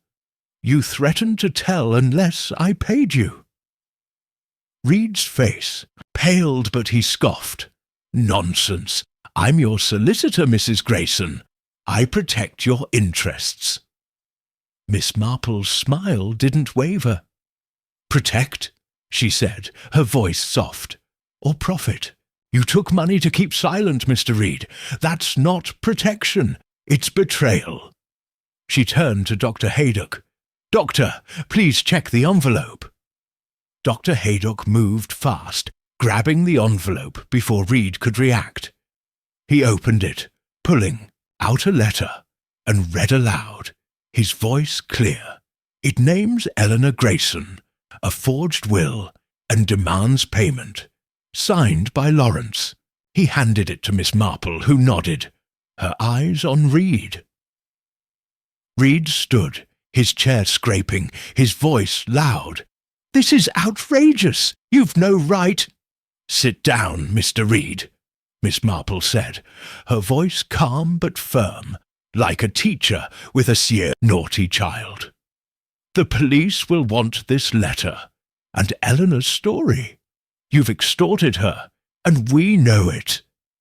Eleanor's voice broke in, steady now. "I paid you twice, Mr. Reed. You said you'd burn the letter, but you kept it, asking for more. You're no better than my brother." Reed's face crumpled, his hands shaking. I needed the money," he stammered. "It was just business." Miss Marple's eyes were kind but hard. "Business that hurts people isn't business, Mr. Reed. It's wrong." She turned to Dr. Haydock. "Doctor, please fetch the inspector. Mr. Reed has a lot to explain." Dr. Haydock nodded and left, his steps quick. Eleanor stood tall, her eyes wet but her jaw set. Reed sank into his chair, his head in his hands, the fight gone. Miss Marple sat, her knitting bag on, her lap, her heart calm. The trap had sprung, and Reed was caught. Minutes later, Dr. Haydock returned with Inspector Craddock, a tall man with a stern face but kind eyes. He listened as Miss Marple explained, her voice clear. The churchyard meeting, Eleanor's confession, the letter, Reed's extortion. Eleanor added her story, her voice steady, the truth setting her free. Reed didn't fight, he confessed, his voice low, admitting he'd taken money to keep the forged will secret. Inspector Craddock nodded, his notebook full. "You've done wrong, Mr. Reed," he said. "You'll come with me." He turned to Eleanor, his voice softer. "Mrs. Grayson, you'll need to testify, but you've been brave. We'll sort this." Eleanor nodded, her eyes grateful. "I will, Inspector. I just want peace." Miss Marple smiled, her heart light. "You'll have it, dear. Truth makes a good pillow." The inspector took Reed away. His hands cuffed, his face grey. Dr. Haydock stayed with Eleanor, his arm kind on her shoulder. "You did it, Mrs. Grayson," he said. "You're free of him." Miss Marple stood, her knitting bag light. "Not quite, Doctor," she said. "There's still Lawrence." She looked at Inspector Craddock, who nodded. "My men caught him at the station," he said. "Had a bag of cash, matches Mrs. Grayson's description. He's in custody, and we'll charge him with blackmail." Eleanor's breath caught, her eyes wide. "He's gone?" "Gone where he can't hurt you," Miss Marple said, her voice warm. "You're safe now." Eleanor hugged her, tears falling but happy. "Thank you, Miss Marple. You saved me." Miss Marple patted her hand, her smile soft. "You saved yourself, dear. You told the truth." She walked them to the door, the village square bright outside, the air fresh. Eleanor and Dr. Haydock left for Willow Cottage, their steps light, while Inspector Craddock took Reed to Danemouth. Miss Marple returned home, her parlour quiet, her roses glowing. She made tea, the kettle's whistle soft, and sat by her window, her knitting in her lap. The scarf for Raymond was nearly done, its blue wool soft. She thought of the village, its peace restored, its secrets laid bare.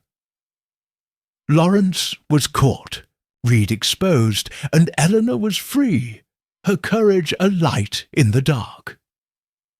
Summer faded, the roses dropping petals, the air turning cool. Miss Marple tended her garden, her hands gentle, her heart full. One day her nephew Raymond visited, his city coat out of place in her cottage. They sat with tea, the fire crackling, and she told him the story, her voice soft. "Betrayals, a tangled thread," she said, her needles clicking, "but patience and a good eye unravel it." Raymond grinned, his eyes bright. "You're a marvel, Aunt Jane. Scotland Yard's got nothing on you." Miss Marple laughed, her heart warm. "I just watch, dear. People tell their own stories if you listen." The village buzzed with the tale. Eleanor's bravery, Reed's greed, Lawrence's fall. Mrs. Price spread it at the post office, Mrs. Bantry at the shop. But Miss Marple stayed quiet, her smile small. St. Mary Mead was calm again, its lanes bright, its secrets few. She sat in her garden, the sun warm, her knitting steady. Human nature was her puzzle, and solving it was her joy. She thought of Eleanor, now a true part of the village, her smile real at church. The brooch was back, found in her cottage, a keepsake now, not a signal. Reed's office was empty, his sign gone. Lawrence faced a judge, his cruel laugh silenced. Miss Marple sipped her tea, the cup warm, the village hers. Truth was her triumph, and St. Mary Mead was safe for now.